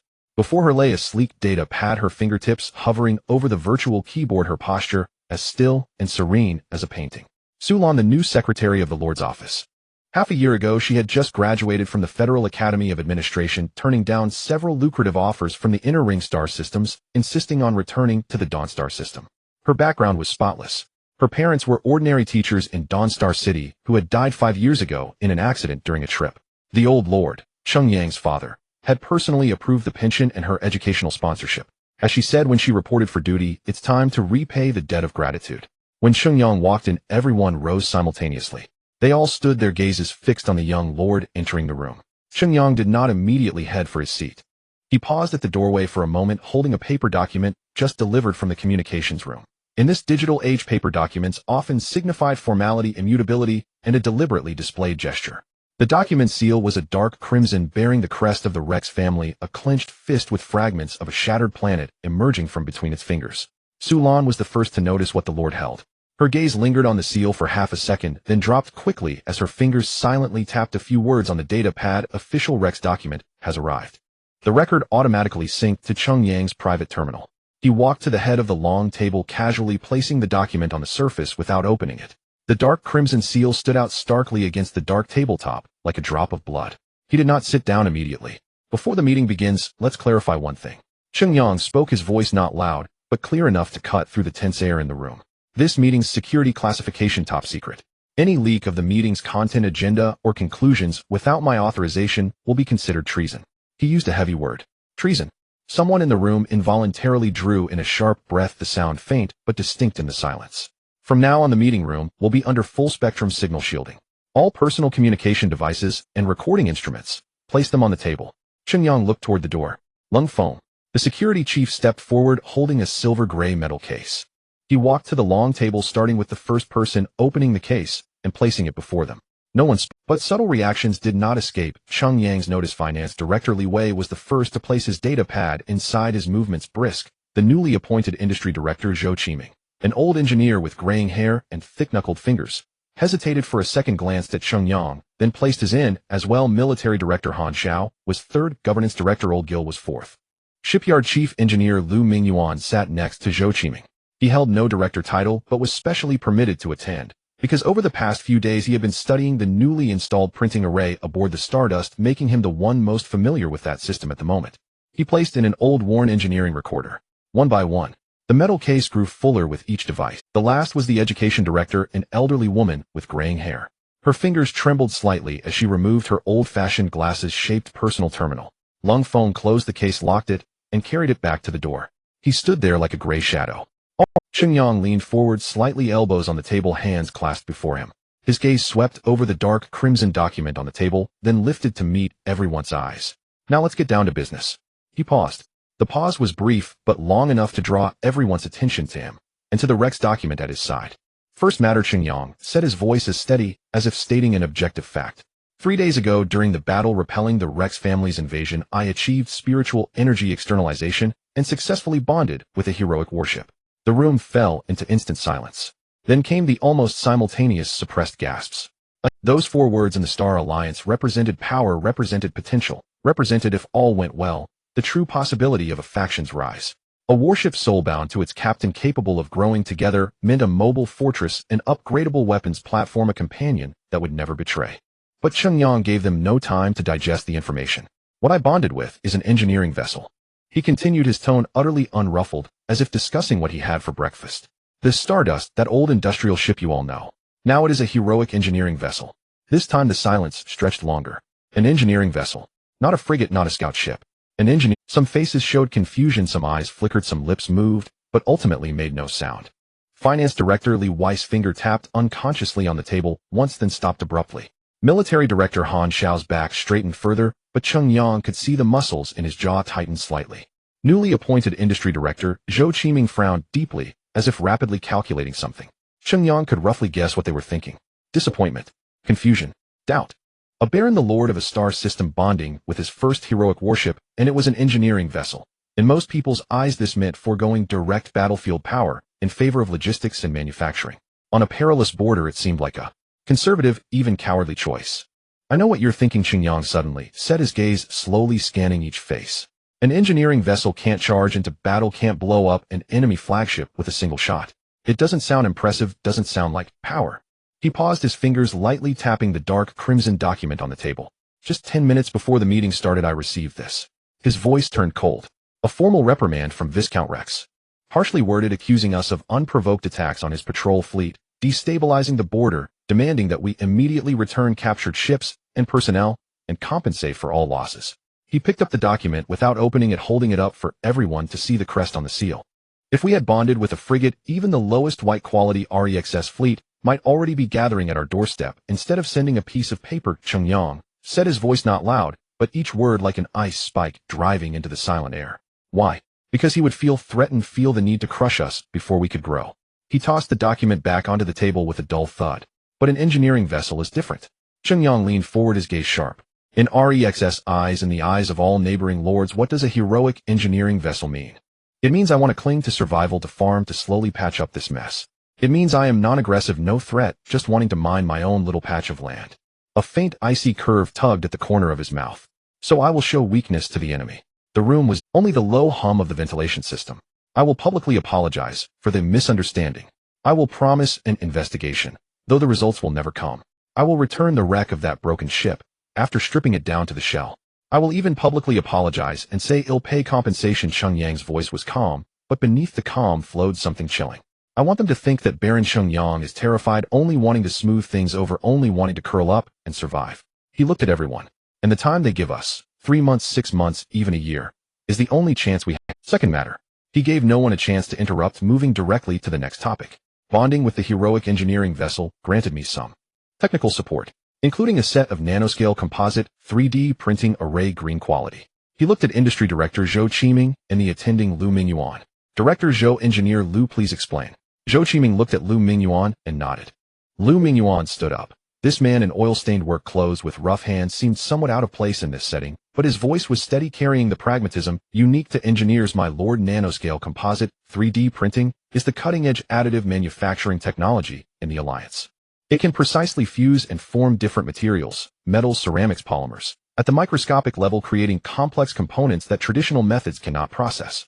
Green quality means higher precision, faster speed, and lower waste rates.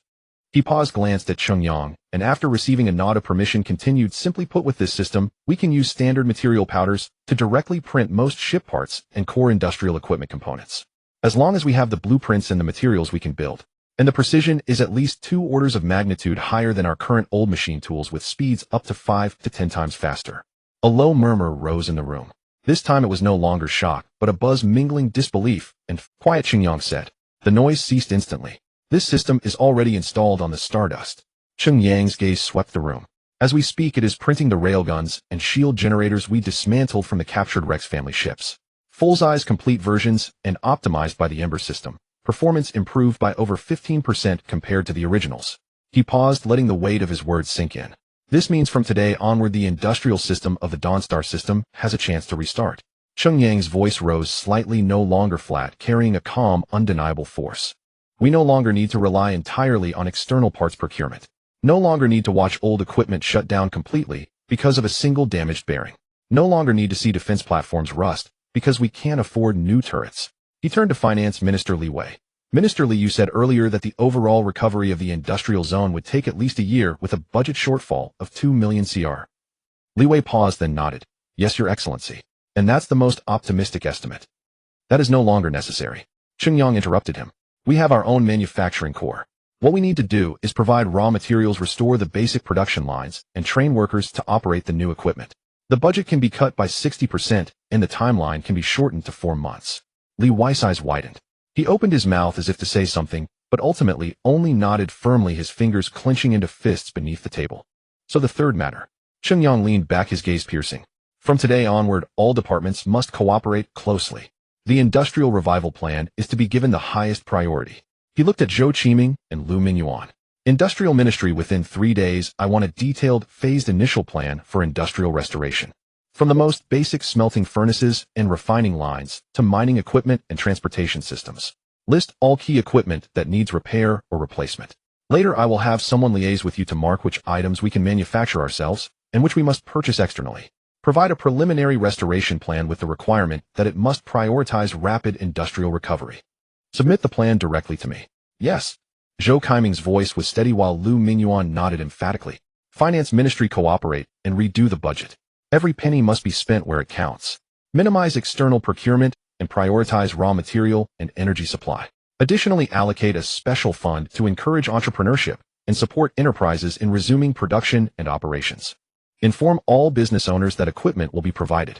Understood. Li Wei responded immediately. Agriculture Ministry. Cheng Yang turned to the dark-skinned, broad-palmed man. The ecological domes, maintenance systems, water circulation filter units, and temperature control equipment. These are also part of the industrial system. List the components you urgently need to replace, submit them to the Industrial Ministry for assessment. Prioritize self-manufacturing where possible. The Agriculture Minister nodded heavily. Public Security Ministry, Justice Ministry. Cheng Yang's gaze shifted to the other two. During the industrial recovery, there will be massive material transfers and personnel movements. I demand absolute security and order. Any theft, sabotage, or incitement will be dealt with severely. Both men snapped to attention. Education Ministry, Health Ministry. Cheng Yang looked at the two older ministers. Coordinate with the Industrial Ministry to develop a technical worker training program. We need more people who can read blueprints and operate precision equipment. Also, the maintenance and spare parts of medical equipment should be added to the self-manufacturing list. The two ministers exchanged glances, each seeing the shock in the other's eyes, but quickly nodded. Yes, Your Excellency. Military Ministry. Cheng Yang finally looked at Han Xiao. Han Xiao immediately stood up, his body taut, like a drawn bow. Your task is the heaviest.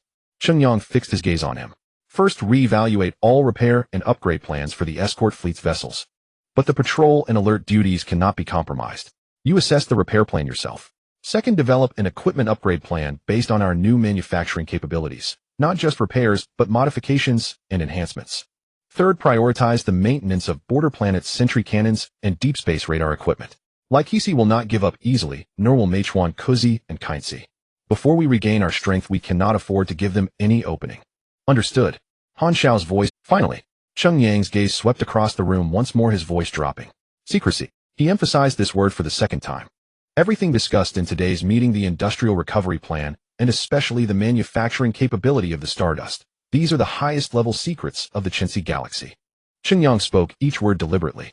Anyone, anywhere, under any circumstances, who leaks even half a word to any unauthorized personnel, including your deputy's family or friends, will be deemed guilty of treason, as I said earlier.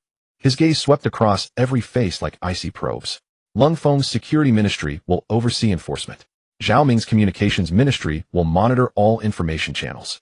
Secretary Su, he glanced at the young woman seated in the back row, will record all resolutions and task assignments from this meeting, forming a top-secret archive accessible only to those present. Su Lan nodded slightly, her fingertips moving swiftly across her datapad without a sound. I don't want to see anyone destroy the faint hope we've just glimpsed because of a careless slip. Feigning weakness to the enemy buys us time, Cheng Yang said softly, but the words weighed on every heart. But if the enemy has eyes inside our home, then that weakness will become real weakness. The room fell into absolute silence. Only the low hum of the ventilation system and the nearly inaudible rustle of Su Lan's fingertips on the virtual keyboard could be heard. Is everything clear? Cheng Yang asked. Yes. The response was more unified and forceful than before, carrying a resolve to burn the boats. Good. Dismissed. All departments act immediately. Minister Zhou, Minister Li, Commander Han, Engineer Lu, please stay. Secretary Su, after you finalize the meeting minutes, seal them according to top-secret procedures, then remain as well. The attendees rose and left silently, swiftly. Each face bore a mix of grave contemplation and faint exhilaration. After the door closed, Cheng Yang gestured for the remaining individuals to sit. Su Lan also rose from her small desk and walked to the main table, but instead of sitting, she stood slightly behind and to the side of Cheng Yang, reopening her recording pad. What I said in the meeting was to set direction and steady minds. Now, behind closed doors, let's discuss specifics and the harder issues. Cheng Yang relaxed his posture slightly, but his eyes grew even sharper. Minister Zhou, the hardest part of restarting industry is not the machines, but the people. How many veteran craftsmen do we still have? How many knowledgeable technicians? How many have we lost? Zhou Qiming gave a bitter smile. Your Excellency, to be honest, in the past 3 years, we've lost 40% of our top-skilled workers. They went to neighboring star systems for work. Those who remain are either too old or have families that can't move. Many mid-level technicians have also left. Now the technical backbone of each factory averages over 50 years old. Young people. Too few are willing to learn this trade. So the Education Ministry's training plan is key, but distant water can't quench present thirst. Cheng Yang looked at Su Lan. Secretary Su, assist Minister Zhou and Minister Li in drafting a technical talent recall and incentive plan under the Lord's office. Target mid to high-level skilled workers and technicians who have left within the past 5 years and have clear skill certifications. Offer competitive salaries, housing subsidies, and priority education for their children. The tone must be sincere, the conditions substantial. Meanwhile, establish internal skill allowances and major contribution rewards, so those who stay see hope, and those who return feel it was worthwhile. Su Lan's fingers flew across her recording pad as she looked up to confirm. Your Excellency, what is the budget range and authorization level? Raise it by 30% above the standard for special talent recruitment. Authorization level. My special approval. Minister Li, this money comes from my Lord's special fund, not the regular budget, to avoid unnecessary attention. Li Wei breathed a sigh of relief and was visibly moved. Your Excellency, this is. Talent is the foundation. This investment is worth it. Cheng Yang waved his hand and turned to Lu Mingyuan, who had been quiet. Engineer Lu, you know best the maximum capacity and material requirements of the printing array. Give us a realistic estimate. And what specific ideas do you have, especially regarding capacity and resource allocation? Lu Mingyuan rubbed the grease off his hands and organized his thoughts. Your Excellency, the green printing array you provided has top-tier precision. Theoretically, in 24 hours, they can print one large piece measuring 80 meters long, 30 meters wide, and 20 meters high, or countless small pieces. For manufacturing the most precise components like magnetic railgun tracks and shield phase arrays, it's a but. He paused, looking at Cheng Yang. If we use it to print every part, big or small, fine or coarse, first it overqualifies the material, wasting its precision advantage. Second, the speed actually can't keep up with our large-scale production restart needs. What do you suggest? Cheng Yang leaned forward slightly. Lu Mingyuan's eyes lit up, his voice becoming excited. Your Excellency, do you remember that colossal behemoth on the Chensi V industrial star? the one covering thousands of hectares. The Grandmaster I Industrial Mother Machine. At the mention of this name, Industrial Minister Zhang Cheng sharply inhaled, while Finance Minister Li Wei's face soured. Memories surged in Cheng Yang's mind. He remembered. That was a relic from the peak of Chensey Galaxy's industrialization. A colossal comprehensive industrial mother machine composed of countless printing array modules ranging from nanometer scale to millimeter scale precision. It was a factory in itself, its core covered 1,000 mu surrounded by cargo ship docking ports and raw material pipelines. At its full operational peak, it was said to consume nearly 3% of the entire Chensey Galaxy's energy. It had once been the pride of Chensey's industry, but in recent years, due to high maintenance costs and a slump in orders, most of it had been shut down, with only minimal basic modules running sporadically. I remember, Cheng Yang nodded slowly. That thing. Repairing it won't be cheap, and its energy consumption is enormous. Yes, Your Excellency. Repair is expensive, energy consumption is terrifying. Lu Mingyuan admitted, but then pivoted.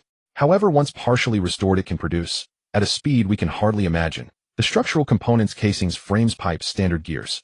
Those common goods that require no nanolevel precision. And those are precisely the most needed, highest demand basics for industrial recovery.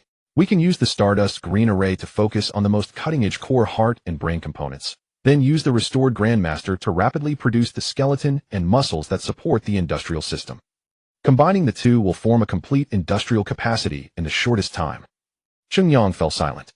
He did not respond immediately, but lowered his head in contemplation, his fingers tapping unconsciously and lightly on the smooth tabletop. Repairing the Grandmaster was undeniably a great temptation. It could vastly accelerate the industrial recovery timeline. Yet it was also a black hole that would devour the already strained financial resources, manpower, and precious energy. Moreover, activating such a behemoth would be hard to completely conceal from outside eyes. After a few seconds, he raised his head and looked at Lu Mingyuan, saying only one sentence, "Understood." He neither agreed nor disagreed. But that single word told Lu Mingyuan that the Lord had taken note of the matter and would weigh it with the utmost prudence. Cheng Yang turned to the finance and military heads. As for generating revenue, Minister Li and Minister Zhang discussed further. Besides high-purity alloy ingots, see if there are other products that can be quickly monetized without drawing sensitivity. Commander Han, execute the alert levels and energy allocation according to the principles we just agreed upon. Yes. The few responded. All right, go attend to your duties. Time waits for no one. Cheng Yang stood up. Zhou Qiming, Li Wei, and Han Xiao saluted and left. Lu Mingyuan also hurried away with a mind full of ideas. Only Cheng Yang and Su Lan remained in the room. Su Lan saved and encrypted the contents on her recording pad, then quietly awaited further instructions. Cheng Yang walked to the window, gazing at the gradually brightening Chensey city outside. The pale golden glow tinted the silhouettes of the buildings. Su Lan. Your Excellency. Are you afraid? Cheng Yang did not turn around. Su Lan was silent for a moment, then her voice came clear and calm. Yes. But I'm more afraid of doing nothing and watching this place slowly die. Cheng Yang turned to look at her. This young female secretary stood straight, her eyes holding tension, but even more determination. About your parents. I'm sorry, Cheng Yang said. Su Lan's eyelashes trembled slightly. The Lord's family has shown us kindness. I'm just doing what needs to be done. Good. Cheng Yang nodded. Your position is important and also dangerous. Everything you see and hear will become something certain people covet. Lung Feng will arrange for someone to protect you covertly. You must also be especially careful yourself. I understand, Your Excellency. Go. Organize the meeting minutes and archive them as top secret. Then, follow up on the progress of each department. Give me a brief report every evening. If you encounter any obstacles or anomalies, report directly to me or Old Jier. Yes. Su Lan bowed, picked up her recording pad and terminal, and left the office with steady steps. The door closed softly. Yet in his mind, Lu Mingyuan's words and the shadow of that steel behemoth covering thousands of square kilometers echoed repeatedly. The gears of industrial restart had begun to turn silently, and the shadow of the Grandmaster added new weight and uncertainty to this path of recovery. He raised his hand and pressed it against the cold glass as if he could touch the sleeping world outside that he was trying. Come on, he murmured to himself, the sound dissipating in the empty room. The chessboard had been set. Next it was time to make a move. After the meeting concluded, Cheng Yang stood by the window for approximately 3 minutes. In that span of silence, he uttered not a word, merely gazing at the morning light of Dawn City, gradually awakening beyond the glass. The silhouettes of buildings shifted from deep gray to pale gray, then to a wash of pale gold, as though someone were slowly brightening the luminosity of an aged oil painting. In the distance, the morning crown space station still hung like a dim tiara at the edge of the deep purple sky, with only a few sporadic navigation lights blinking at its berths. Everything would get better. He turned and walked toward the door. Old Gil followed silently, his footsteps precisely half a step behind, like a loyal shadow. Young master, I've asked Chief Secretary Liu of the Internal Affairs Office to personally draft the reply. He excels at this. The art of wording. Guaranteed to make us appear both humbly eager to communicate and yet leave no substantial leverage. Cheng Yang acknowledged without pausing. Any progress on the ore analysis? The technical department just reported back. They're still conducting the third round of spectral decryption and microstructure scanning. The physical properties of the sample are exceptionally complex. Internally, it appears to have multiple nested crystal lattice structures. Database comparison has yielded no definitive results yet. Director Yang, who is in charge, said that more advanced spiritual resonance scanning might be needed to determine certain characteristics, but the equipment isn't up to par. Cheng Yang finished the sentence for him, pushing open the heavy solid wood door of the office and stepping into the somewhat bustling corridor beyond. Several clerks hurrying past with documents immediately stood at attention against the wall. Tell them to do their best. Until the results are out, raise the security level of the sample to the highest. No one except you, me, and Director Yang is allowed access. Yes. Old Gil nodded, then frowned slightly. Young master, you haven't slept a wink since returning from the abandoned mining planet Dawn 7. Would you like to rest first? No need. Cheng Yang cut him off, already turning toward the direction of the private lift platform. I'm going to the dockyard. Repairs and upgrades can't wait. Then I'll accompany you. Old Gil said immediately. Cheng Yang paused before the lift platform and turned to glance at the old steward. The wrinkles on the old man's face seemed deeper under the corridor lights, but the resolve in his eyes was unmistakable. Cheng Yang was silent for a moment, then softened his tone slightly. You stay. The reply letter needs your oversight. The talent recall plan also requires your supervision and drafting. And he paused. If the preliminary report from Cold Front comes out early, you know what to do. Old Gil opened his mouth as if to argue, but eventually bowed his head. Yes, young master. Then, let Secretary Su accompany you. She is familiar with the regulations of the starport and dockyard and can help you with paperwork and liaison. Cheng Yang initially wanted to refuse, but recalling Su Lan's composed and efficient performance at the meeting as well as her determination to return to the territory, he nodded. All right. Tell her to meet me at the top-level shuttle platform in 10 minutes. Yes. The shuttle Dawnstar 7 was the standard short-range shuttle of the Lord's Manor, its streamlined silver hull gleaming coldly under the tarmac lights. When Cheng Yang arrived, Su Lan was already waiting outside the hatch. She had changed into a dark blue utility jacket suitable for movement, her hair still neatly tied back. She carried a lightweight tactical datapad and a portable medical kit slung over her shoulder. Seeing Cheng Yang approach, she bowed slightly. My lord, the shuttle is ready. I've retrieved recent entry-exit records and maintenance logs for the starport and dockyard. They're saved in the terminal. Cheng Yang glanced at her, nodded without a word, and boarded the shuttle. The interior was compact but tidy. The shuttle was autonomous. Nevertheless, Su Lan took the co-pilot seat, swiftly checked the system status, and then started the engines.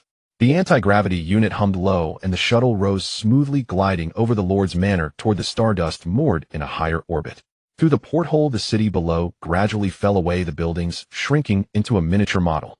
The bright areas were the still-functioning administrative and commercial districts, while vast patches of darkness marked long-shuttered factories, abandoned residential zones, and public facilities darkened by energy rationing.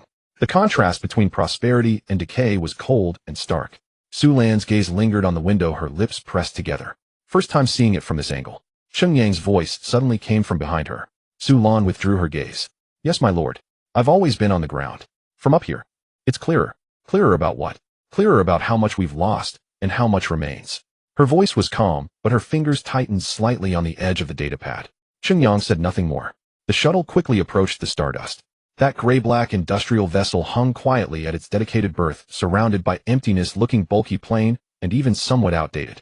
The docking process was smooth and silent. Cheng Yang rose and walked toward the connecting hatch, Su Lan following close behind. As they entered the bridge of the Stardust, Su Lan quickly scanned the environment, simpler than she had imagined, even aged. But all equipment operated steadily, the indicator lights on the control panels arranged in order. She silently moved to the observer's seat behind the co-pilot, fastened her harness, and placed the datapad on her lap. Cheng Yang settled into the pilot's seat, his fingers gliding swiftly across the control panel. Commands were issued. The Stardust detached lightly from the berth, its main engines ignited, trailing a pale blue wake as it slid onto the course toward the industrial planet Dawn V. The Stardust entered the jump channel. The voyage would last 20 minutes. As the vessel approached Dawn versus orbit, the planet's surface gradually came into sharp relief. Beneath the hazy atmosphere, immense industrial scars crisscrossed the planet like wounds. Countless pipes and smokestacks thrust skyward like a steel forest, But now most areas were silent, with only a few faint energy signals flickering here and there, the last pulse of a dying beast. The orbital dockyard iron arm gradually took shape. It was a space facility assembled from several massive ring structures no less extensive than the Morning Crown, but far more robust and utilitarian, its exterior bristling with interfaces, cranes, and maintenance scaffolds. At this moment, most of the dock's berths were empty, the lighting sparse. Only a few berths and connecting corridors in the central area were lit like isolated islands in the darkness. The Stardust was guided into berth 3. The docking vibration was noticeably stronger than at the Morning Crown, accompanied by a dull metallic clang from the hull. Cheng Yang stood up. Let's go. Lu Mingyuan was already waiting outside the airlock of the berth. The chief engineer of the dockyard had obviously not rested either. The bloodshot veins in his eyes were even more pronounced, but his spirit was unusually high. He was accompanied by 2 young technicians who snapped to attention when they saw Cheng Yang emerge. My lord, you are here. Lu Mingyuan stepped forward to greet him. I've just briefed the shift leaders on the key points from the meeting. They're all somewhat incredulous. He rubbed his hands together, barely suppressing his excitement. Incredulous about what? Cheng Yang asked as he strode toward the internal railcar that led to the core dockyard area. He dismissed 2 young technicians. Incredulous that we have the funds to restart the dock project. Lu Mingyuan followed, speaking in a hushed tone. My lord, the changes in the dockyard cannot be hidden from everyone. I only told them that we will restart the docks. The railcar glided swiftly through the dim passages flanked by mottled metal walls and thick pipelines. While simply declare my Stardust as a repair vessel. Cheng Yang looked ahead and continued. I came precisely for this. How many berths in the dockyard are currently operational and in the best condition? Originally, we had 2 giant berths capable of maintaining vessels over 10,000 meters, 10 large berths for ships under 5,000 meters, 100 medium berths, and 50 small berths, all fully equipped for capital ship repairs and upgrades. Now, Lu Mingyuan gave a bitter smile. Only 4 berths can still maintain basic functions. Among them, the best are berths A47 and B99. One is small, the other medium. Berth 47 has relatively intact heavy-duty crane arms and power supply lines, while berth 99 boasts the best ceiling in its clean assembly chamber. The other berths all suffer from structural damage, equipment aging, or unstable power supply to varying degrees. The other 2 are B01 medium and D1 giant. Let's go to A47 and B99 first, said Cheng Yang. The railcar stopped. Before them stretched an immense enclosed space 100 meters high, 500 meters long, and over 300 meters wide. This was berth B99. Giant rust-stained repair scaffolds stood like the skeletal remains of a colossal beast in the center, while a few small cargo shuttles and patrol boats moored at the secondary berths underwent basic maintenance. The main berth sat empty, heavy multifunction mechanical arms hanging silently overhead, their joints stained with dark grease. Cheng Yang walked to the observation platform at the edge of the berth and closed his eyes. Fine golden grid lines unfurled silently in his consciousness as the scanning beam of the Spark system enveloped the entire B99 berth. A torrent of data flooded in. Target berth B99, capital ship repair berth. Overall structural integrity 71. Key issues. 1. Main load-bearing beam zone G7, fatigue crack, cumulative length 4. 2 meters, maximum depth 1. 5 centimeters. Risk level high. 2. Central heavy-duty crane, arm no. A 3-base slewing bearings, severely worn, clearance exceeds standard by 0. 8 millimeters, positioning accuracy degraded by 60. 3. Main energy pipeline line, 3 localized corrosion wall thickness reduced by 35, a leakage risk. 4. Berth intelligent positioning and locking system 37 of sensors, failed control module version outdated. 5. Auxiliary repair arm group, 7 out of 12 units, have varying degrees of malfunction. Repair plan and required material list generating. Then came the data for berth A47. Cheng Yang opened his eyes and looked at Lu Mingyuan. Give me the complete structural drawings of berths A47 and B99 highest precision. Now, though astonished by the Lord's sudden request for drawings, Lu Mingyuan immediately instructed a nearby technician. Minutes later, holographic structural diagrams of the 2 berths were projected onto the observation platform. Cheng Yang quickly imported the drawing data into the Spark system, cross-referencing, integrating, and optimizing it with the scan results. Pale golden lines rapidly flowed and adjusted across the projection. Some structures were reinforced, redundancies simplified, and material distribution recalculated. Engineer Lu. Cheng Yang pointed at the revised drawings. According to this optimized plan, prioritized the repair of berth B99's main load-bearing beam, the A3 crane arm base, and the No. 3 energy pipeline. For berth A47, I focus on restoring the sealing system of the clean assembly chamber and the internal precision rails. The list of replacement parts has been sent to your terminal. See if your team can install those components. Lu Mingyuan stared at the terminal, now displaying an extremely detailed parts list and drawings. In an instant, his eyes wide. He hurriedly followed and asked in a low voice. This, my lord, these optimization plans and drawings. They're incredibly precise. Many design aspects are even better than the original factory. And these parts, can we really fabricate them ourselves? Yes. Cheng Yang's reply was a single word. He turned and walked toward the berth exit. Have your men begin preparations, immediately dismantle damaged components, clean the work surfaces. Printing will take 2 hours. During those 2 hours, Secretary Su will coordinate with you on parts transport and personnel arrangements. In 2 hours, he'll personally come back for the core component installation and precision adjustments. Yes. Lu Mingyuan's voice trembled with excitement and disbelief. Also, Cheng Yang stopped before the railcar and turned back. From the Stardust, retrieve 5 sets of twin-mounted railguns and 5 sets of deflection shield generators. Hand them over to Han Xiao. Tell him these are to be installed on his frigates for upgrades. Lu Mingyuan gasped. 5 sets. That was enough to completely replace the main weapons and shields of all 5 currently operational frigates. The combat effectiveness would skyrocket. He'll contact Commander Han right away. You and he discuss the ship repair and upgrade priority list together. The goal is to restore and enhance overall combat capability as quickly as possible. Cheng Yang looked at Lu Mingyuan. Engineer Lu, you are the chief of the dockyard. You know the faults of those frigates best. List the most critical and difficult to replace components and send them to me. The Stardust printing array won't stop. Lu Mingyuan nodded heavily, a sharp glint flashing in his eyes. Rest assured, my lord. I could identify the problems of those ships even with my eyes closed. The third node of the Night Watch's engine energy conduit, the fire control processor cooling bottleneck on the Sentinel, the vector adjuster of the Broken Sword's port auxiliary thruster. He'll have the list to you in 10 minutes. Good. Send it to me later. With that, Cheng Yang boarded the railcar and returned to the Stardust. The next 2 hours at berths 7 and 9 of the Iron Arm starport were unprecedented in their efficiency. Under Su Lan's calm and clear coordination, the required metal ores, ceramic powders, and polymer substrates were once again drawn from the warehouses and transported steadily to the Stardust. The printing array's power interface was connected to the starport's backup power lines, allowing the Stardust to use external power instead of its own core. Lu Mingyuan led the most trusted veteran workers and technicians, carefully dismantling the damaged load-bearing structures, bearing seats and pipes, according to the optimized drawings. Everyone held their breath. They saw the dazzlingly new sample parts the Lord had brought, and their eyes ignited with a hope long suppressed, but now suddenly rekindled. Cheng Yang, in the monitoring bay of the Stardust printing array, closed his eyes to rest. He wasn't sleeping. He was sinking his spiritual energy into the spark system to further refine the industrial recovery plan, review the reports Lung Feng might have sent, and repeatedly simulate in his mind the feasibility and risks of repairing the Grandmaster I industrial mothership. His spiritual energy slowly recovered, storing up strength for the upcoming precision operations. Exactly 2 hours later, Cheng Yang opened his eyes on time. At the output port of the printing array, the last batch of large structural components and precision parts were being orderly retrieved by robotic arms. Cheng Yang took the field himself. He returned to berth B99. The damaged section of the massive main load-bearing beam had been cut away and removed, and new structurally optimized reinforcing pieces were delivered into position by heavy transport platforms. Cheng Yang didn't use the berth's own old imprecise robotic arms. Instead, he directly connected to the Stardust's multifunction repair arm. His spiritual energy extended, shifting his perspective.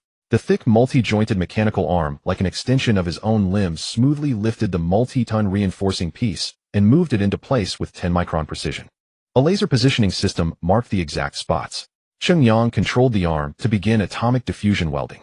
There was no blinding arc, only the subtle energy fluctuation of metal refusing at the microscopic level. The thickness, depth, and internal crystal lattice arrangement of every weld were optimized in real time through spiritual energy perception and the spark system's corrections. Next came the replacement of the worn giant slewing bearing. The old bearing was precisely extracted, and the new one was seated perfectly into the base with fine adjustments the preload set exactly. Replacing the energy pipeline, installing sensors, upgrading control modules. Cheng Yang worked like the most skilled surgeon, performing precise organ transplants and nerve reconnections on the massive steel body. His movements were steady, efficient, without a single wasted motion. Sweat again beaded on his forehead, but his gaze remained unwavering. Inside the berth, all workers had been cleared. Only Su Lan and Lu Mingyuan were present. In the Lord's hands, that thick mechanical arm seemed to come alive, performing the most precise and stable operations they had ever witnessed. Sulan stood on the observation platform, her datapad long forgotten, simply staring at the figure inside. She suddenly understood why this young lord had chosen to bind an engineering vessel.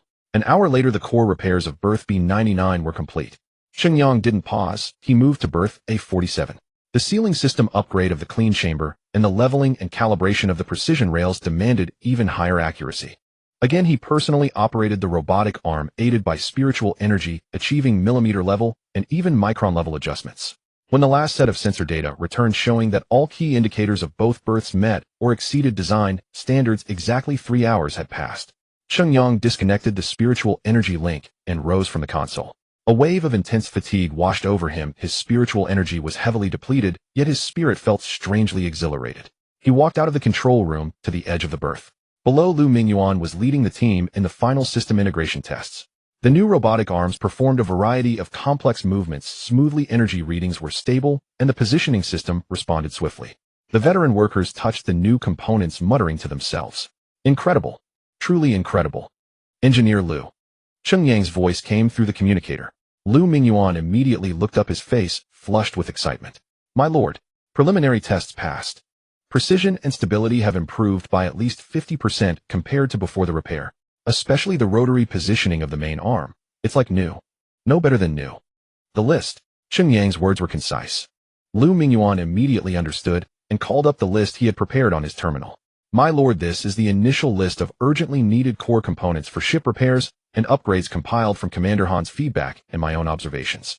They are prioritized by damage severity and combat enhancement value.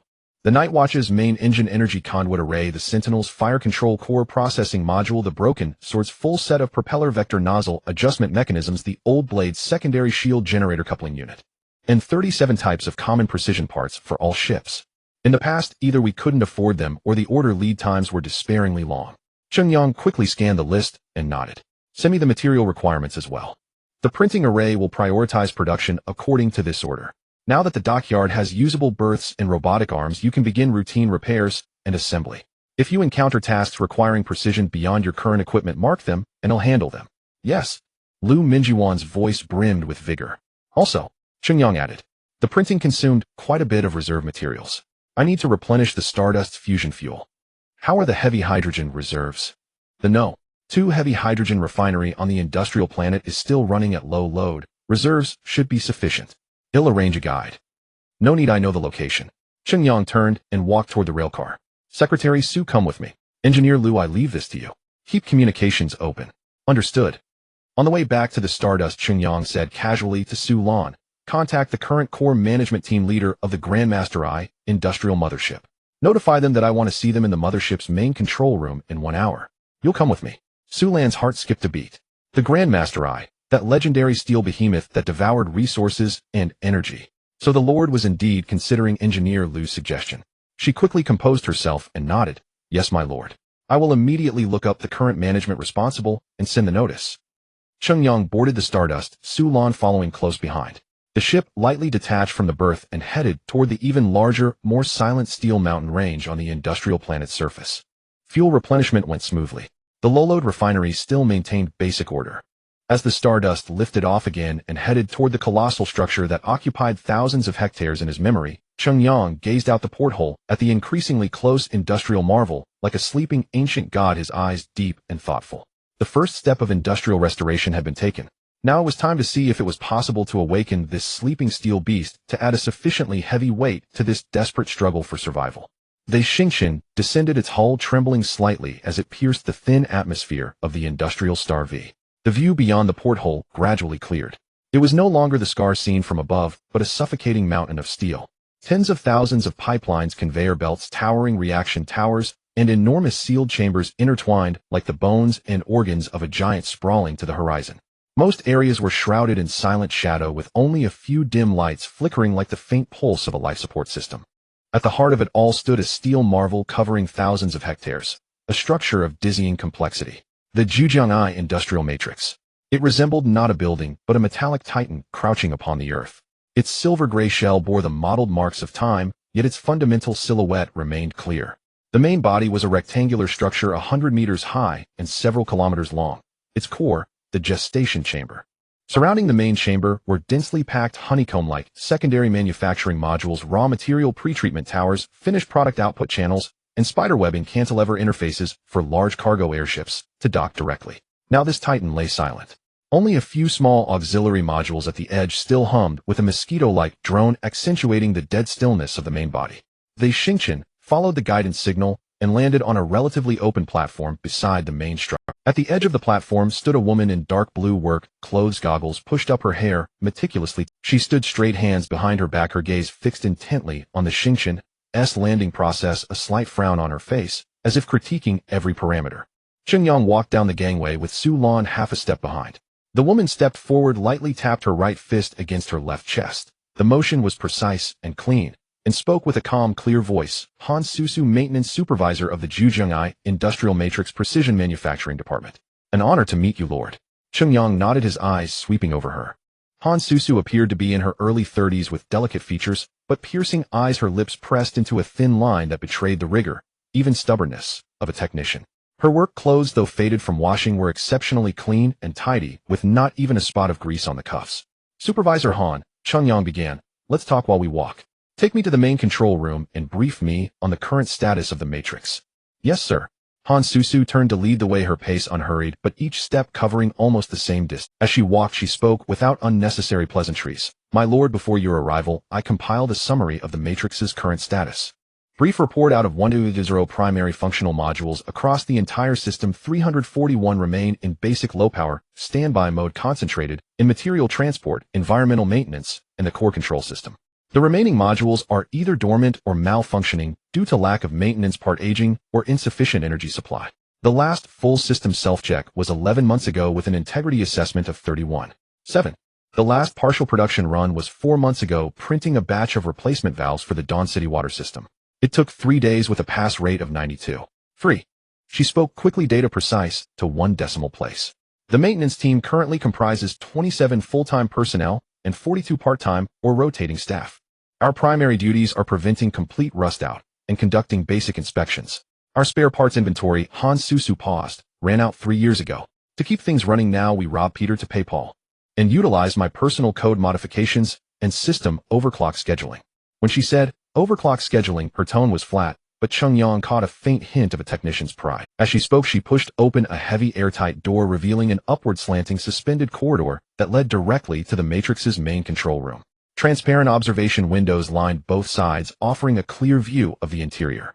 Cheng Yang stopped and looked out the window. Even with mental preparation, the sight before him still shook him. Inside the window was one of the core areas of Zhujiang, the nanoscale precision engraving zone. Countless mechanical arms as thin as hair hung silently in the sealed, dust-free environment. Beneath them were densely packed microprinting bases arrayed like a sea of stars. Each base was no larger than a fingernail inside, which were even more precise, focusing lenses and material nozzles. In theory, they could work in concert to sculpt matter with atomic precision. Now most bases were dark, with only a few areas occasionally emitting a faint glimmer like embers about to die. Farther away, through other observation windows, one could see the gradually larger micron scale molding zone, the millimeter scale casting zone. Different precision printing arrays nested in layers, modularly combined, theoretically capable of printing everything from the tiniest chip to a hull keel tens of meters long, then transported by the intelligent logistics system to the assembly center for atomic diffusion, welding, and overall integration. This was a complete, precise, once glorious industrial system, a crystallization of wisdom and labor, and a monstrous devourer of energy and capital. Magnificent, Cheng Yang murmured. Hearing this, the tight lines on Han Susu's face seemed to soften for an extremely brief instant, her eyes like those of a parent looking at their proudest yet most troublesome child. It once was, she said, a trace of nearly imperceptible sorrow in her voice. At full power, 7 of the energy of the entire Dawnstar system converged here. Raw materials poured in from hundreds of inlets, finished products flowed out from dozens of outlets. In 1 week, it could print and assemble the hull and primary structural components of a complete destroyer, starting from ore and powder. But now, she didn't finish, just turned and continued leading the way. What are the main problems? Cheng Yang asked, though his gaze was already fixed on the massive main structure in the distance. Deep in his consciousness, the scan beam of the seed system extended like invisible tentacles, silently spreading out to touch this steel behemoth. Han Susu didn't answer immediately, as if organizing the most precise words. There are 3 core issues. First, the main energy hub, the blazing sun fusion reactor. 7 of its 12 sets of magnetic confinement coils show varying degrees of aging, with power output degraded to 41 of design capability and unable to support large-scale printing tasks. Second, the composite printing arrays of the main gestation chamber, nanoscale, micronscale, millimeter scale, totaling over 24 million individual printing units, 33 of which are non-functional due to lack of maintenance or component damage. Third, the aging and clogging of the material transport and logistics assembly system. This isn't just a parts problem, it's systemic. The main control room was a huge semicircular space located in the head of the matrix. Ahead, an enormous curved main screen covered almost the whole wall, most of which was dark. Below it were rows of dust-covered consoles, many instrument panels already zeroed out. Only a small central area still glowed, displaying basic parameters and data from the few auxiliary modules still running. Cheng Yang waved his hand and walked directly to the floor-to-ceiling window, gazing at the steel marvel outside. He closed his eyes. Pale gold grid lines spread out silently from him. This time the scan was not of a single berth, but of a mountain. The load on the seed system spiked instantly, and a faint sting echoed in his consciousness, but Cheng Yang did not stop. The golden grid covered everything in sight, then penetrated deeper. A torrent of data flooded in like a broken dam. Target, Zhujiang, Industrial Matrix Dawn Star System Custom Edition. Overall Structural Integrity 68. 3 main framework intact, but functional modules severely degraded. Core printing array status, scan, nanoscale printing chamber, 1,100 nanometers precision 1. 2 million units, total online availability 8. 7. A main faults focusing wafer, aging, laser power attenuation. Micron scale printing chamber, 11,000 micrometers precision 8. 8 million units, total online availability 15. 2. Main causes drive mechanism, where temperature control system failure. Millimeter scale printing chamber, 110 millimeters precision macroforming modules, 14 million units, total online availability 41. 3. But energy efficiency low. Intelligent logistics assembly system track integrity 72, manipulator arm availability 34, a visual positioning system errors generally exceed tolerance. Energy supply system, main fusion reactor and minimum power maintenance mode output 3, transmission grid, aging, peak load capacity below 20 of design value. Control core hardware, aging, poor heat dissipation, significant system response delay. Software level. Detected a large number of non-standard optimization codes signed Hansusu, which effectively increased the collaboration efficiency of the remaining systems. Comprehensive assessment repair potential exists, but requires massive quantities of precision parts, specialized materials, energy, and time. Full restoration to design production capacity theoretical estimated. Insufficient resources cannot compute. Just as Cheng Yang was immersed in the data torrent, his personal terminal vibrated lightly. It was an encrypted message from Old Gil. He diverted a thread of consciousness and opened it. Young Master, the reply letter to Viscount Rex has been drafted according to your instructions. Please make the final decision. The full text is as follows. To the Honorable Viscount Rex, I am deeply alarmed and disturbed to learn of your letter concerning the recent border misunderstanding. At the time the situation was urgent, our patrol vessels encountered an unmarked, unidentifiable armed fleet approaching. Acting out of self-defense and my innate duty to protect my people, the regrettable exchange of fire occurred. Subsequent investigation revealed the vessels to be of your jurisdiction, an unfortunate misunderstanding. For the loss of your vessels and personnel, I express profound regret and sympathy. Immediate compensation would be right, but I must confess that the Dawnstar system has suffered a run of bad luck in recent years. Our finances are strained, and we are indeed unable to pay in cash. However, the fault lies with us, and I dare not shirk responsibility. Therefore, I propose with the utmost sincerity that compensation be made in kind. Though poor, the Dawnstar system possesses some specialty minerals and primary industrial products. If your lordship does not disdain, we would be willing to use such products to pay off the debt in installments covering your losses. The specific categories, quantities, and delivery methods are all negotiable. As for the ownership of the XR-113 mining star, that planet's resources were exhausted long ago, and it was listed as abandoned. Where does the dispute lie? Nevertheless, if your lordship has an academic interest in the geological structure of that star, I am willing to provide copies of past survey data for your reference. I pray that your lordship will be magnanimous and grant us time to gather the compensation materials. I earnestly hope that we can turn conflict into cooperation and restore tranquility to the border. From Cheng Yang, Baron of the Dawnstar system, with respect. Cheng Yang finished scanning quickly. The letter was well written, packaging the meanings of misunderstanding, no money, pay with junk, and why would you want that useless planet, in extremely respectful, pitiable, even shameless terms, perfectly fitting the image of a desperate young lord stalling and playing tricks. Rex would likely be angered into laughter, but would also become more convinced that the Dawnstar system was at the end of its rope, thus possibly letting down his guard or at least not launching an all-out assault immediately. He replied, "No rush, send it in 2 days." Having processed the information, he lifted his gaze to Han Susu, then swept his eyes across the silent control room and the colossal beast slumbering beyond the window. "Supervisor Han," Cheng Yang's voice resonated within the hollow control room. "If I wish to restart only a portion of it, not at full power, but merely enough to meet the most urgent production capacity of those common structural and standard components required for our industrial recovery, what in your estimation would be the minimal cost? And how long would it take?" Han Susu's gaze sharpened instantly, as if the most sensitive nerve had been touched. She strode to the other side of the main console, swiftly called up several structural diagrams, and her fingers darted across them with pinpoint precision. Minimal cost, the lowest feasible option. Her speech accelerated. "No need to activate the high-precision nanoarray. I focus on the micrometer and millimeter chambers combined with some macroforming modules. The intelligent assembly system can be partially enabled with reduced precision requirements. Energy supply must be increased by at least 5 percentage points." She traced in the air over the holographic display screens, performing preliminary calculations. "My lord, we can concentrate energy and resources on restoring 3 rows of secondary millimeter-level casting units, numbers 3, 7, and 15, along with the supporting B2 zone raw material pretreatment line and the G7 finished product assembly center. Although these 3 rows have relatively lower precision, their production capacity is high and their energy consumption is much lower than that of the main chambers. They are most suitable for manufacturing large quantities of basic components, such as ship frames, hull plates, large pipelines, and standard gear sets." Her finger traced a clear area on the main screen. "The core of the restoration lies in first providing stable energy to these 3 rows, which requires repairing at least 1 set of magnetic confinement coils from the blazing sun reactor, or connecting an external temporary high-power energy source. Second, replacing approximately 120,000 damaged print nozzles and focusing lenses across these 3 rows. Third, clearing and calibrating the corresponding raw material delivery pipelines. Fourth, the corresponding level of sensors and installation robotic arms." She finished speaking and looked at Cheng Yang, her eyes carrying both assessment and the eagerness of a technical expert facing a challenge. "If these 4 points can be resolved, especially the parts and sensors, I am confident that within 20 days, no, within 15 days, I can have them installed and begin operation of this section. Its capacity will reach approximately 0.8 to 1% of its peak output. Though it sounds minimal, it will be enough to supply most of the basic structural components required for all our current industrial repairs and ship maintenance." 1%. Cheng Yang calculated in his mind.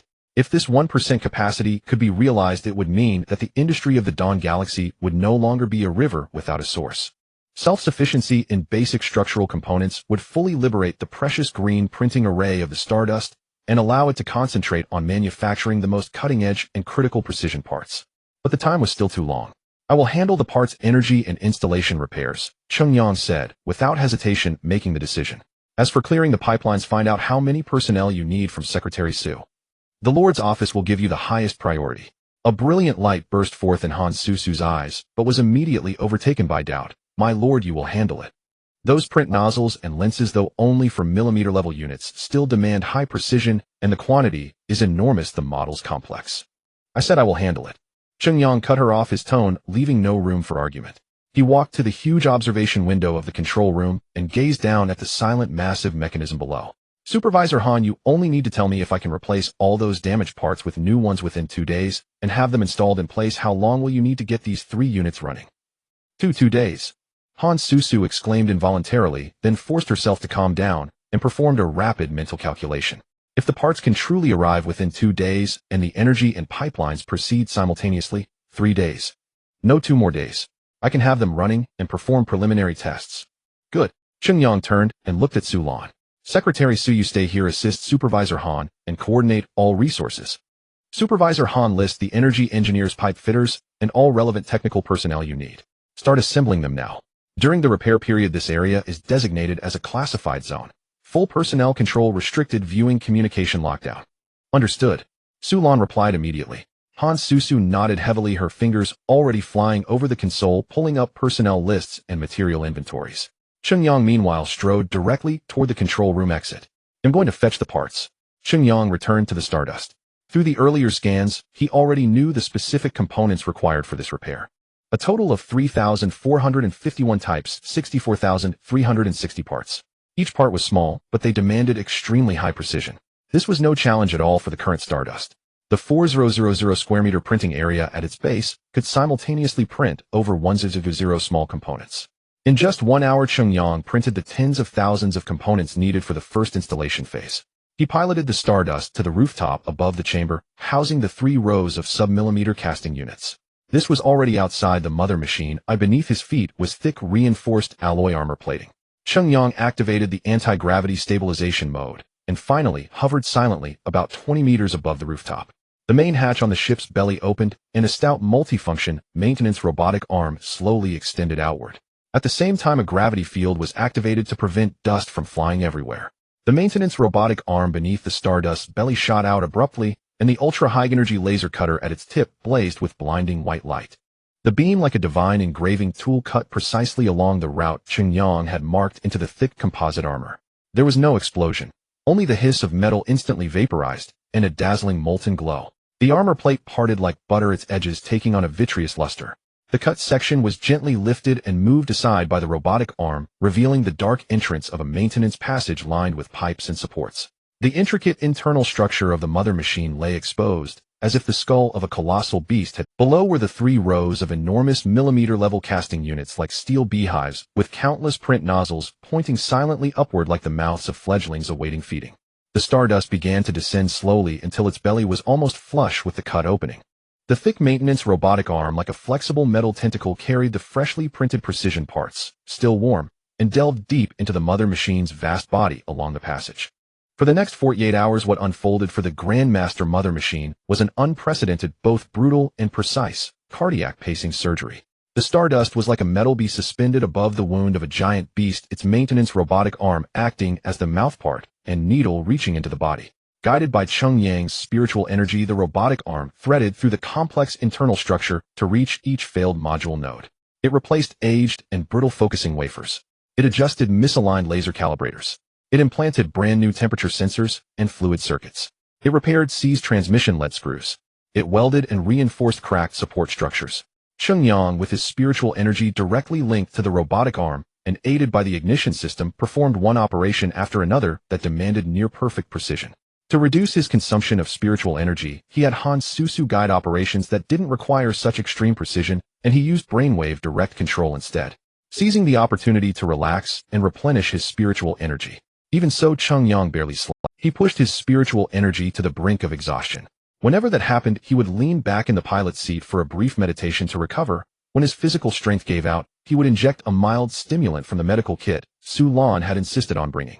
He maintained a pace of replacing and installing one component every 1 to 2 seconds. By noon the next day, the magnetic confinement coils of the Blazing Sun reactor were repaired. He maintained a pace of replacing and installing one component every 1 to 2 seconds. By noon the next day, the magnetic confinement coils of the Blazing Sun reactor were repaired. Cheng Yang disconnected his spiritual energy link once more. An instant wave of weakness made his body sway, and he steadied himself by bracing against the cold metal wall beside him. Sweat had soaked through his inner lining, his temples throbbed, and his spiritual energy reserves had bottomed out countless times. But he lifted his head and looked downward. The 3 rows of massive millimeter-level casting units stood silent, but now tens of thousands of print nozzles on them were brand new, gleaming with a cold metallic luster under the internal lighting. On the control terminal, the originally chaotic, jumping data gradually became steady and orderly. During this time, the pipeline clearing had long been completed. Han Susu rushed to the auxiliary control console, her fingers sliding rapidly across the screen, her eyes locked onto various parameters. Her breathing grew rapid. Magnetic confinement coils of Blazing Sun reactor repair complete. Energy pipeline pressurization complete. Raw material delivery pipeline clearance rate 98, meeting operational standards. Sensor response normal, self-test passed. All newly installed components recognized status good. She spun around suddenly and realized she would no longer need the 2 days she had planned for calibration. She looked up at the weary figure at the edge of the skylight, above, her voice trembling with excitement. "My lord, hardware and basic systems are ready. We can attempt startup at any moment." Cheng Yang, leaning against the wall, slowly straightened his body. There was no excitement on his face, only profound exhaustion and a hint of relief. "Start it," he said, his voice somewhat hoarse. Han Susu nodded heavily, took a deep breath, turned around, and pressed the long silent azure button on the main console that read, "Unit start." Hum. A low vibration came from beneath their feet, like the first gasp of a giant beast awakening from a deep slumber. Inside the 3 casting units, lights lit up row by row, shifting from dull red to cool blue. Countless print nozzles adjusted their angles slightly, emitting a subtle, pleasing calibration tone. The gurgling sound of fluid flowing came from the raw material pipes. On the main screen, lines representing energy flow, data flow, and material flow began to pulse, extend, and converge in an orderly manner. Self-test complete. Energy input stable. Raw material supply normal. Control system online. Printer. Han Susu stared fixedly at the final green characters that appeared on the screen. System, standby, awaiting print command. She opened her mouth to say something, but found her throat tight and her eyes blurry. She quickly wiped the corner of her eye, turned around, and spoke into the communicator, forcing her voice to remain steady. Report. Array numbers 37 and 15 mm level casting unit repair complete. Startup successful. Status good. Her voice echoed in the empty workshop. Sulan stood still, watching the revitalized scene before her, then looked up at the lonely, exhausted figure above and hugged the record board tightly against her chest. Cheng Yang did not cheer. He simply gazed down at the steel forest below, where energy and life once again flowed, feeling the faint but undeniably present pulse transmitted through his feet. 1% capacity. Not much, but it was a beginning. It was the eye of this sleeping giant reopening. It was the prelude of iron and fire that would soon resound across the Dawn Galaxy. He turned, gave the command for landing and docking, and then dragged his exhausted but unwaveringly determined steps toward the captain's quarters of the Stardust. Behind him, the pulse of steel beat once, then again, growing steadily stronger, as if a heart was beating.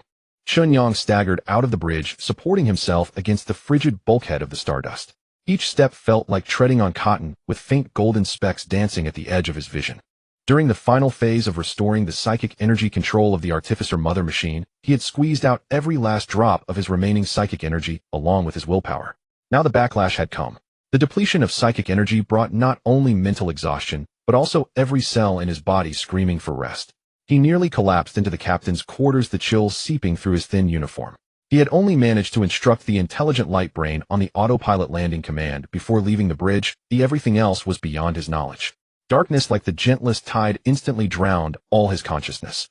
He fell asleep, dreamless, undisturbed, a slumber so deep it bordered on unconsciousness. When he regained awareness, the first sensation was a scorching thirst in his throat, as if he had trekked through a desert. Next came a deep, lingering ache in his muscles, spreading from his spine to his limbs. He struggled to open his eyes, and the soft, constant light of the bridge made him squint instinctively. Water. He rasped, his voice dry as sandpaper. A cup of water at the perfect temperature was immediately handed to him. Cheng Yang took it, drinking it all in one gulp without even a word of thanks. The cool liquid slid down his burning throat, bringing a sense of revival. Only then did he have the strength to see that the one who had handed him the water was Sulan. She had changed into a clean set of dark blue work clothes, her hair still neatly tied back, but dark shadows under her eyes and obvious fatigue on her face. Yet her eyes remained clear and sharp, fixed on him with attention. How long have I slept? Cheng Yang set down the cup, feeling a faint trickle of strength returning as his body rehydrated. He glanced at the time display in the corner of the console and paused slightly. 14 standard hours, my lord. Sulan replied, her voice steady, but with a hint of tension that Cheng Yang could detect. You overexerted yourself. Chief Han told me later that maintaining that level of psychic connection and precision operation for over 40 hours places immense strain on the mind. An ordinary person might have collapsed outright. Cheng Yang rubbed his still throbbing temples and did not refute. He knew that in the final stretch he had been burning something more fundamental than psychic energy to keep going. How's the mother machine? He asked, the matter of utmost concern. All smooth. Sulan immediately pulled up the brief on her tactical datapad, projecting a pale blue hologram before Cheng Yang. After you fell asleep, Chief Han led the team to complete the final calibration of the millimeter-scale casting units on arrays 3, 7, and 15, and they are now undergoing a 48-hour continuous trial run. Currently, the 3 units have entered stable production according to the preset priority. The projection flashed several real-time monitoring images inside the massive printing unit. Streams of molten metal were precisely shaped under invisible force fields, cooled, and then picked up by agile robotic arms for the next process or temporary storage. Though it was only 1% of the Artificer's full capacity, the smooth, steady, and rhythmic production scene still emanated a reassuring sense of industrial strength. The initial production tasks, Sulan continued, swiping her finger across the projection to bring up a detailed list, are primarily 720 heavy support beams, 4,000 meters of special alloy piping required for the subsequent repair of dreadnoughts, A-37 and B-99, and 23 large replacement armor plates for the engine bay hull of the Night Watchman frigate. Currently 40% is complete, with full delivery expected within 36 hours. Chief Han reports that the unit's performance exceeds expectations, with energy consumption 5% lower than projected. Cheng Yang nodded slightly. Han Susu's technical skill and meticulousness were indeed reliable. Additionally, Su Lan switched the projection to show two documents marked urgent and co-signed. Foreman Lu Mingyuan and Commander Han Xiao jointly submitted a total of 347 items of urgent repair and upgrade core component requirements covering 5 frigates and some orbital defense platforms during your rest. I have followed the principle you said earlier, that the Artificer handles large structural and relatively low precision-based components, while the Stardust handles precision core and high-difficulty critical functional parts, and completed the initial task breakdown priority, sorting, and capacity assessment.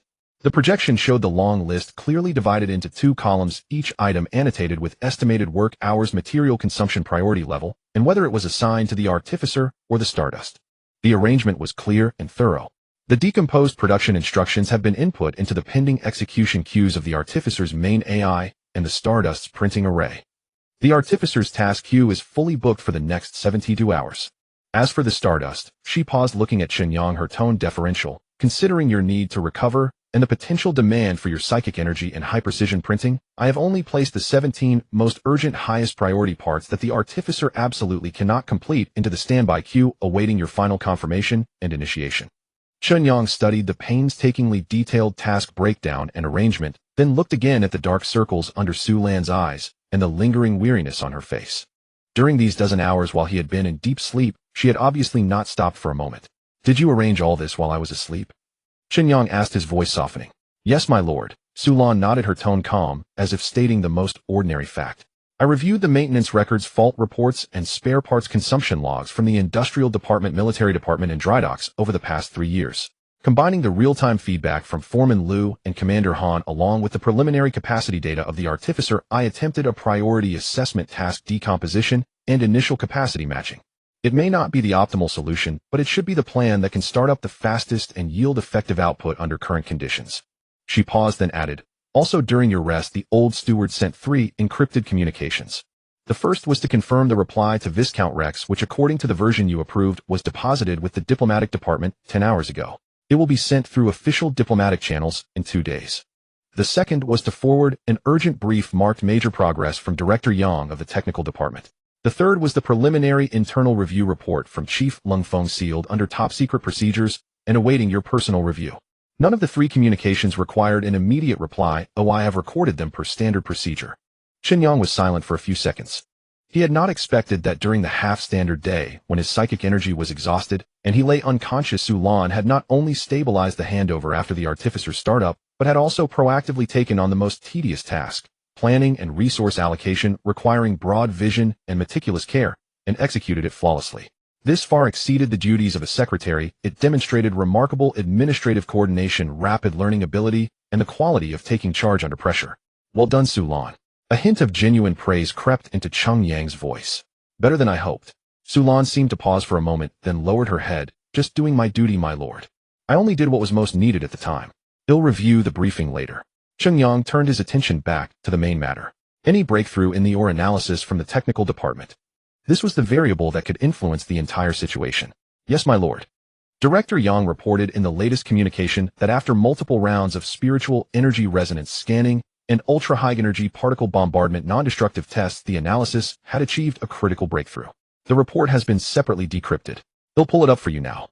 The projection switched, displaying a report marked Top Secret Origin Trace, with a host of complex technical terms and diagrams.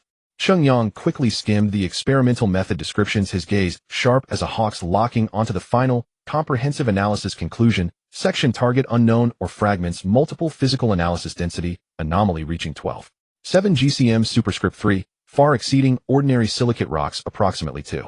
63. 0 GCM superscript 3. Main matrix is iron and nickel-rich meteorite impact metamorphic rock. Abnormal point embedded with micron to millimeter scale golden crystal particles. Crystal particle composition analysis cannot fully match any known element or alloy. Detected faint stable spontaneous spiritual energy radiation. The radiation spectrum exhibits unnatural periodic pulsations resembling a biological heartbeat or precision mechanical pulse. Energy analysis when excited by a specific spiritual energy frequency. The crystal particles produce intense resonance, releasing a faint but highly ordered structurally complex energy field. This field exhibits observable space-time stability characteristics suspected to be some kind of imprint or residual structure. Database cross-galactic comparison match with certain features of cosmic artifacts, natural creations, immature fragment associated state, increased to 31 based on newly acquired energy field and spiritual energy pulsation data. Still within the low confidence interval, but the possibility has risen from negligible to requiring serious preliminary judgment. This, or is highly probable 70, to be a special associated carrier mineral formed under the influence of energy radiation from an unknown cosmic artifact or artifact fragment. The golden crystals are products of deep interaction between the artifact's energy and local matter. Its scientific value, potential application value, and risk level are all extremely high, requiring extreme caution in research. Urgent recommendations. 1. Immediately upgrade the physical storage level of samples to top secret. Strictly prohibit unauthorized contact and any form of energy stimulation. 2. Strongly recommend conducting the next stage of controlled microexperiments in a dedicated research station equipped with planetary-level spiritual energy, shielding, and multiple physical isolation barriers. 3. Maximum level information blackout. Cosmic artifact. Associated mineral. 31 match. Cheng Yang murmured the key phrases, his eyes growing profoundly deep. The match had leaped from less than 1 to 31. Though far from certain the possibility it represented had transformed from a faint legend into a weighty reality that must be confronted. This not only explained why the Rex family was so impatient, even willing to resort to direct military threats, but also hinted that the secrets hidden beneath the XR-113 mining planet were far more valuable and dangerous than a high-grade rare metal vein. It was both an unprecedented opportunity and a potential harbinger of destruction. Informed Director Yang, Cheng Yang ordered after a moment of deep thought, each word clear and forceful. First, all existing samples shall have their security level upgraded to top secret immediately. Without my direct biometric authorization, any form of contact, movement, or stimulation at any energy level, including spiritual energy, is prohibited. Activate the deepest physical vault in the Lord's Manor. You will personally supervise the transfer and see. Second, establish a special research team, codenamed Golden Stone, with the technical department as the core. Director Yang will be the team leader and members will be nominated by him, subject to dual background checks by you and Lung Feng before joining. The team's current tasks are limited to non-destructive remote observation data, recording, and theoretical model deduction. Any experiments involving physical or energy intervention are strictly forbidden. Third, all related analysis reports, raw data, and communication records shall be subject to the strictest information control. Except for me, you old guild Director Yang, and core members of the Golden Stone team, subject to approval, any leakage shall be treated as treason. For Luming Yuan Han Xiao Zhangcheng and other industrial and military leaders, only the conclusion that XR-113 contains a high-value rare metal vein shall be shared temporarily. The artifact-related matters are not to be mentioned. Understood. Instructions recorded and set to highest priority execution. Su Lan responded solemnly, her fingers swiftly operating on the recording board, converting the commands into actionable items. Additionally, Cheng Yang added, in my name, allocate an additional sum from the Lord's special fund to the technical department, specifically for the upgrade of security facilities and safety assurance of the Golden Stone team. Tell Director Yang I need more certain, safer answers, not reckless risks. After dealing with this potential time bomb that could trigger everything, Cheng Yang finally felt a strong cramping hunger in his stomach. The immense consumption of spiritual energy required material energy to replenish. Su Lan seemed to have anticipated this. She quickly brought a high-calorie, high-protein nutrition pack and a concentrated energy drink from the ship's simple kitchen area at the perfect temperature. Cheng Yang did not stand on ceremony. He ate quickly and silently, feeling the food transform into heat and strength, filling his empty body. His physical strength was recovering, but the feeling of spiritual energy depletion still lingered deep in his consciousness, requiring longer rest. Now, Cheng Yang wiped his hands with a tissue and stood up. Though his muscles were still sore, his gaze had regained its sharpness and focus. It's time to solve the next and most fundamental bottleneck. He walked to the main console and called up the star map of the Chensi star system, his eyes sweeping over the specially marked nodes. With the Artisan and Stardust operational, we have dexterous hands and a brain. Cheng Yang's voice echoed through the bridge. But to keep running and create everything we need, we still need two things: food and raw materials. That is energy and the most basic metals, fuel and polymers. Su Lan, pull up the key points of the industrial revival plan previously submitted by the Ministry of Industry. We're heading to the smelting center of Chensi V. Notify Supervisor Wu Taizhan that'll be there in half an hour. Yes. Supervisor Wu Taizhan of the smelting center has received a preliminary notification and is waiting in the main control room. Relevant excerpts of the industrial revival plan have been loaded. Su Lan replied with high efficiency. The Stardust took off again, this time heading to the more rugged, giant furnace-covered area of the Chensi V industrial planet surface. From the air, dozens of towering smelting furnaces stood like silent steel giants. Most were dormant, with only 2 or 3 emitting thin, unhealthy yellow smoke from their tops. In the vast raw material yard, rusty conveyor belts lay like paralyzed pythons, and thick discharge pipes were encrusted with dark, suspicious deposits. The main control room of the smelting center sat at the edge of this steel forest, a low but sturdy fortress-like building. The air inside was stale. The control consoles were even older than those on the Artisan, with many screens showing color distortion. A middle-aged man with a build as solid as an iron tower, a full beard, and wearing a heat-protective suit covered in gray dust, was waiting anxiously. He was Supervisor Wu Taizhan. The moment he saw Cheng Yang and Su Lan enter, he straightened his back, his resonant voice carrying the bluntness and urgency of a seasoned worker. "Lord, at last you've come. Supervisor Wu, time is tight. Get straight to the point." Cheng Yang stepped before the main console, where screens displayed the status of each smelting furnace, over 80% marked with glaring red fault indicators. "I need to restore in the shortest possible time a metal smelting capacity sufficient to meet current industrial repair demands. Which furnaces are the most viable for restoration? What are the core issues? What are we most lacking?" Wu Taizhan's spirit lifted, and he immediately tapped 3 markers on the screen. "My lord, furnaces no. 1 no. For O and no. 6. These Mk3 basic models have the best furnace foundations, and they even received partial maintenance before production ceased last year. The problems are about the same old ailments. The main transformers and electrode lifting mechanisms are severely worn and aged. The lining refractory material has long needed replacement, and the control system is a relic, malfunctioning every other day. The key is parts." He spread his hands, a helpless expression on his face. "Specialty components for these models have long been discontinued. Custom orders are prohibitively expensive, with delivery times that could drag on forever. We could patch them up ourselves, but they'd break down again soon, waste labor and materials, and the energy consumption would be ridiculous." Cheng Yang nodded, acknowledging the information. He walked to the observation window, his gaze falling on the massive dark red furnace body of the No. 1 smelting unit. With a slight mental command, a pale golden scanning beam from his spark silently enveloped it. Target: large electric arc smelting furnace, model Mk3 basic. Status: severe, aging out of core problem list. Main transformer model TC9, high voltage side coil groups burned out, 3 sets, insulation degraded.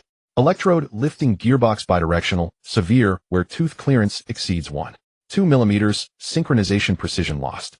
Furnace lining alumina carbon refractory, erosion rate at 78, a risk of localized spalling. Core control system model P44, over 60 modules, failed, program corrupted. Repair plan with optimized parts and blueprints expected to restore over 85 of original design efficiency. Optimization potential: using a new composite furnace lining formula, thermal efficiency can be increased by 8. Improving electrode lifting control algorithm can reduce ineffective energy consumption by approximately 5. They'll take care of the parts and blueprints." Cheng Yang withdrew his gaze, turned to Wu Tieshan, and spoke with resolute finality. "What you need to do now. First, immediately organize absolutely reliable personnel to conduct a thorough safety inspection and assessment of these 3 furnaces, marking all points that need replacement, repair, or reinforcement. The more detailed, the better. Second, clear all raw material transport channels, tapping holes, and slag outlets to ensure unobstructed. Third, list your most technically skilled and trustworthy veteran workers and prepare them to receive new parts and carry out installation and commissioning. Tell me if the parts are delivered, how long will it take you to have at least 2 furnaces producing qualified molten metal?" Wu Taizhan's eyes bulged, his breathing grew heavier, and a flush of excitement rose on his swarthy face. "My lord, you really can get those life or death parts. Old Wu swears with these hands that have touched furnaces for 30 years. If the parts arrive and the blueprints are clear, 5 days. No 3. Within 3 days I guarantee that furnaces No. 1 and No. 4 will be relit and pouring qualified molten iron." "Good." Cheng Yang noted the timeline. "Parts will be delivered in batches, starting with the most critical for restarting production." Su Lan, he turned to his adjutant. "Coordinate the Grandmaster production queue to prioritize the non-precision large structural components, standard parts, and furnace lining prefabricated items that Supervisor Wu needs. The precision core control modules, specialty coils, and sensors will be handled by the Stardust. The list, interface, and priority are for you to finalize personally with Supervisor Wu." "Yes, Captain." Su Lan responded immediately, already opening her recording board to take down the torrent of requirements Wu Taizhan was about to rattle off. Leaving the smelting center, which was thick with anxiety and hope, Cheng Yang's next communication target was the asteroid belt mining zone. They did not personally travel to that distant sea of rubble. Instead, they contacted the head of the mining station through the Stardust high-power encrypted array. The clone miner leader Baroque. Baroque's holographic image appeared in the center of the bridge, set against the background of a Spartan, yet meticulously tidy mining control room, where various vintage instruments flickered with dim light. He remained taciturn, as always. Seeing Cheng Yang, he tapped his right fist lightly against his left chest in salute, then stood still, like a rock awaiting orders. The clone code tattoo on his neck was somewhat blurred in the image. Baroque, what percentage of the mining equipment in your area can still sustain operations? Cheng Yang asked. Less than 20%, my lord.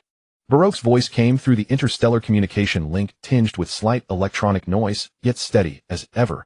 Main obstacles, main bearings, and hydraulic system damage on 3 heavy-duty rotary crushers. Core optical assemblies and identification AI failures on 2 sets of large or laser sorters. No replaceable parts available. Repairs are extremely difficult.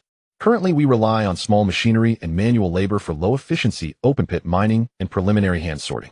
Recovery rate is under 30%, and it's dangerous. Additionally, 3 worker-class barges used for or transport are out of commission due to fusion engine propulsion failures. Cheng Yang had anticipated this. The asteroid belt's harsh environment caused rapid equipment wear, and maintenance was a constant challenge.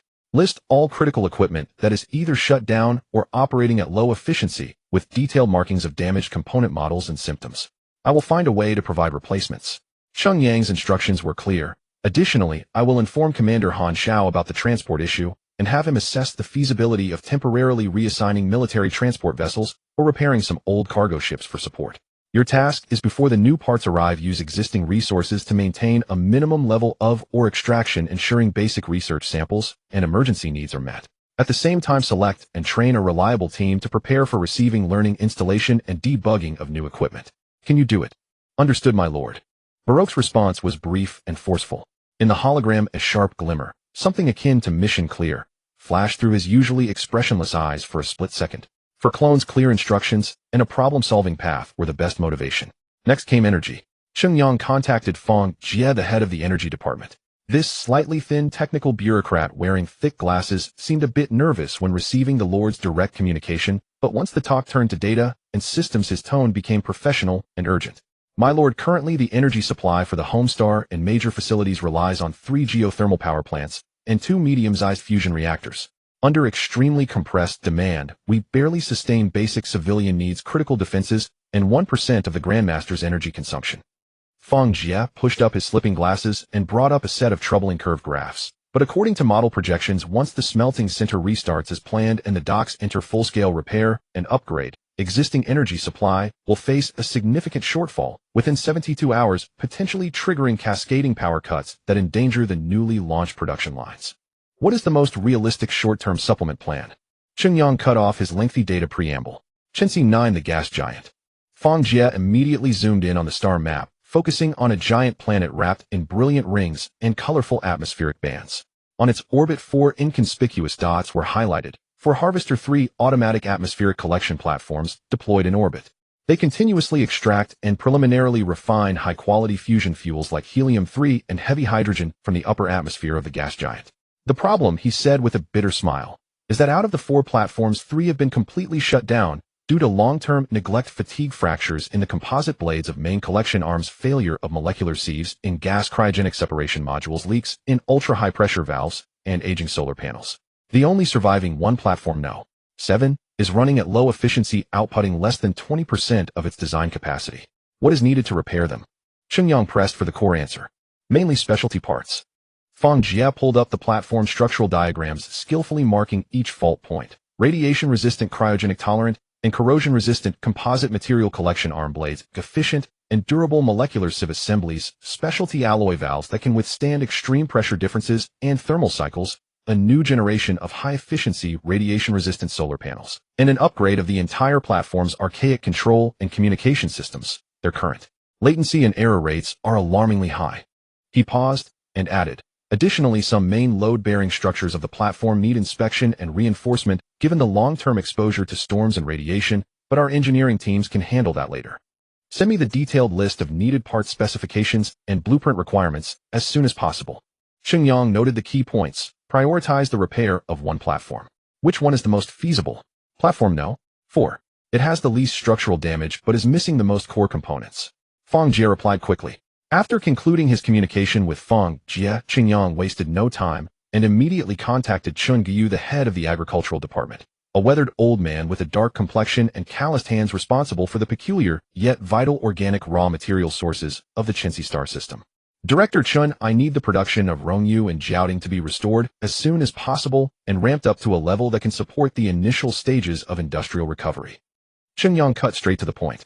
The Rongyu, he mentioned, were genetically modified creatures, resembling upright birdmen stripped of intelligence, whose entire bodies were covered in renewable specialized hairs that served as high-quality raw materials for advanced insulation and composite materials. Their excrement was also rich in specific organic compounds. Jiaoding was a variant of extraterrestrial plant that grew rapidly and secreted high-strength natural gum. Chun Gai's holographic image rubbed his hands together, his brow furrowed. My lord, it's difficult. The centralized breeding farm for Rongyu has nearly half of its environmental control systems broken. The temperature, humidity, and lighting controls have failed, leading to a decline in both the quantity and quality of fur production, and we've even had a few small-scale outbreaks of disease. The cultivation base for Jiaoding has severe aging issues with its nutrient solution circulation system and harvesting machinery. The most critical is the primary processing plant. Several key organic cracking reactors and polymerization reactors need core component replacements to operate at full efficiency. For now, we're barely maintaining, just preventing mass die-offs of the populations and plants. List all malfunctioning equipment, the required replacement parts, and what support is needed to restore basic capacity. Cheng Yang's orders were concise. Organic raw materials are the foundation of specialty polymers and bio-based materials. They cannot be cut off. Yes, my lord. He'll compile it immediately. Chen Guyu hastened to agree. Finally, it was the turn of the high-end materials department under the industrial division.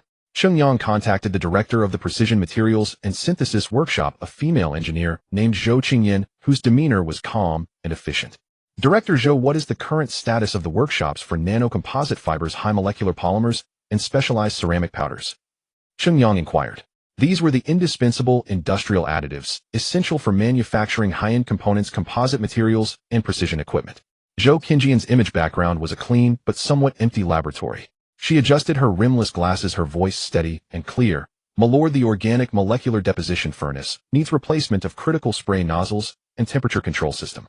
The nanomaterial synthesis device requires updated catalyst carriers and energy focusing units. The composite fiber winding machine's precision yarn guide and tension control system are malfunctioning.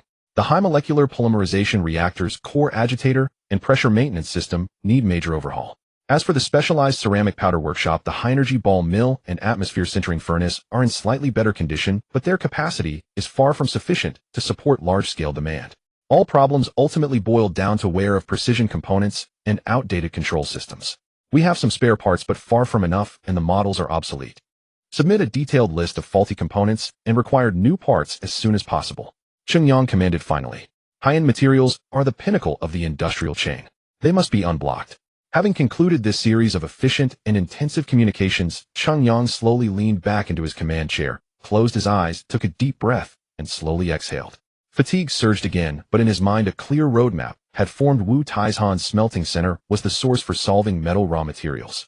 Baroque's mining area was the cornerstone for securing or supply. Fang Jie's energy platform was the lifeline for delivering industrial blood fuel. Chun Gai's organic cultivation was the living factory for providing specialized organic raw materials. Zhou Qingyan's high-end materials workshop was the refining furnace for upgrading industrial grades. And the Zhujiang and Xingchen were the heart and brain for manufacturing all the parts needed for repairs. Han Xiao's fleet was the fist and shield protecting all this. Old Gil Su Lan and Lung Feng were the nerves and immune system that maintained the operation coordination and security of this system. A rough, fragile, and full of loopholes and shortcomings, yet a rudimentary form of industrial recovery system was taking shape, being pieced together bit by bit in his hands, struggling to beat in the barren land of the Chensey star system. Every link was creaking and every link was gritting its teeth, trying to mesh with the adjacent gears, driving the entire rusty giant wheel to begin turning. He needed time, resources to eliminate internal and external interference, and more importantly, trustworthy arms. Cheng Yang opened his eyes and looked at Su Lan, who had been quietly waiting by his side, rapidly recording and organizing the key points of all the communications just now. Her profile, illuminated by the faint glow of the screens, appeared calm and resolute. Even in exhaustion, she maintained the highest standard of focus. Su Lan, he spoke. My lord. Su Lan immediately looked up, her eyes clear. Cheng Yang did not speak immediately. Instead, he operated the console, calling up the list of 22 high-precision printing tasks awaiting execution on the Xingchen. He selected the top few items: the drawings of the TC-9 type transformers, special insulation coil, and the P-44 control system's core processing module both damaged in the smelting furnace. You see, Cheng Yang's voice sounded in the quiet bridge calm and earnest. The Xingqian is an engineering vessel, an industrial vessel. It lacks the thrilling charge of a frigate, the majestic dominance of a cruiser on the battlefield. In many eyes, it isn't even heroic enough. He paused, his gaze settling on Su Lan's face. But hero ships can grow. Their future is not determined by the type they were bound as, but by how they are forged and used, and by the people who sail with them. Choosing this path means spending most of one's time with tedious data, complex blueprints, tiresome coordination, and endless resource calculations. It requires enduring loneliness and bearing pressure. It is far less exhilarating than the battlefield's swift justice, yet it may directly determine life and death behind the scenes. Moreover, the risks on this path are no less. They are only more complex and insidious. He turned around facing Su Lan directly, his eyes clear and straightforward. Now, as the captain of the Xingqian, I formally ask you again, Su Lan, are you willing? Not merely as the secretary of the Lord's office, but as the deputy officer of this hero ship Xingqian, to remain on this vessel, to walk this perhaps unglorious, but certainly arduous and important long road together with it, and with me? Su Lan's breath seemed to momentarily freeze. She looked at Cheng Yang, at his eyes reflecting the faint light of the star map and his own candor. She did not answer immediately, as if carefully weighing everything this invitation entailed. A tighter bond of fate, a heavier burden of responsibility, more direct involvement in core decisions, and the unpredictable glory and risk that followed. Seconds of silence broken only by the low hum of the ship's ambient systems. Then slowly, with utmost solemnity, Su Lan straightened her spine. She did not salute, but met Cheng Yang's gaze with a look that was deeper, almost like an oath. Her voice was not loud, but every word was clear, firm, and landed with weight. I am willing, Captain. I returned to the Chintzy star system because I wanted to do something here to contribute what I could. By your side on this ship that can make silent steel breathe again and can reforge broken hopes, doing what I should and can do. This is more real and meaningful than any way I ever imagined to serve my homeland. This road may be arduous, but it is worth it. The risks may be hidden, but I am fearless. Cheng Yang looked at the determined woman before him, nodded, and said no more unnecessary words. Some promises needed no elaboration. He quickly operated the console, calling up the secret crew management interface generated by the Ember system. Under the Deputy Officer Permission column, he entered Su Lan's biometric code and identity sequence, setting a series of corresponding operation and inquiry permissions, including the ability to temporarily take over the Xingqian's non-combat systems, issue production orders to the manufacturing array, deploy some repair manipulators, access navigation logs, and check non-core system status under conditions such as Cheng Yang's authorization or the captain's incapacitation in emergencies. Permissions activated. Deputy Officer Su Lan. Cheng Yang confirmed the operation. From now on the Xingqian, you hold the authority of a deputy officer. Your primary responsibilities remain unchanged, assisting me in coordinating the revival of the territory. An additional duty: fully familiarize yourself with all systems of the Xingqian, especially the manufacturing and repair modules. Ensure that under any circumstances the ship's core production capacity can operate continuously, stably, and efficiently. Understood, Captain. It is my duty. Oh, I will not fail the mission. Su Lan replied solemnly. She looked at the new icon on the console, a soft blue glow representing her deputy officer authority, and felt no trepidation, only a heavy, grounded sense of power rising within her. This ship, this man, this difficult road. Henceforth they were also bound to her by blood. Cheng Yang turned his gaze back to the main screen, where the red warning, symbolizing the energy bottleneck, and the yellow alert for raw material shortages still glared sharply. But the Zhujiang had awakened, the manufacturing core was in hand, and a new arm was in place. He took a deep breath, injecting the spiritual energy he had recovered into the control interface of the Xingqian's printing array. On the screen, the first of the 17 high-priority tasks, the transformer coil urgently needed by the smelting furnace, began to display an execution status. The blue light of the microchamber lit up silently, like stars being kindled one by one in the deep sea. In the silent darkness of this desolate industrial orbit, a silent but solid industrial foundation crucial for survival was advancing inexorably, with these Suntoba-born precision parts, and with the distant furnaces, mining machines, collection platforms, and farms that were about to be awakened one by one. The foundation had been laid. The heartbeat was moving from weak to strong, and the journey had only just begun. Cheng Yang initiated the production tasks of the Stardust printing array in order of urgency, configured the parameters and automated delivery process, and then departed without lingering. He piloted this Stardust back to its berth at the Dawn Crown Space City, delegating the subsequent parts transfer and coordination duties to the summoned Internal Affairs Officer and Su Lan, who would jointly oversee the work. Subsequently, he boarded his silver-gray personal shuttle and amidst the low hum of the engines traversed the thin atmosphere to land on the rooftop helipad of the Lord's Manor. Stepping onto familiar ground, he traversed the silent corridor and returned to the Lord's bedchamber, spacious, yet capable of muffling most noise. The moment his body touched the mattress, he was once again engulfed by slumber. This time, there was no debilitating coma from spiritual energy depletion, only a pure, long-missed, high-quality deep sleep.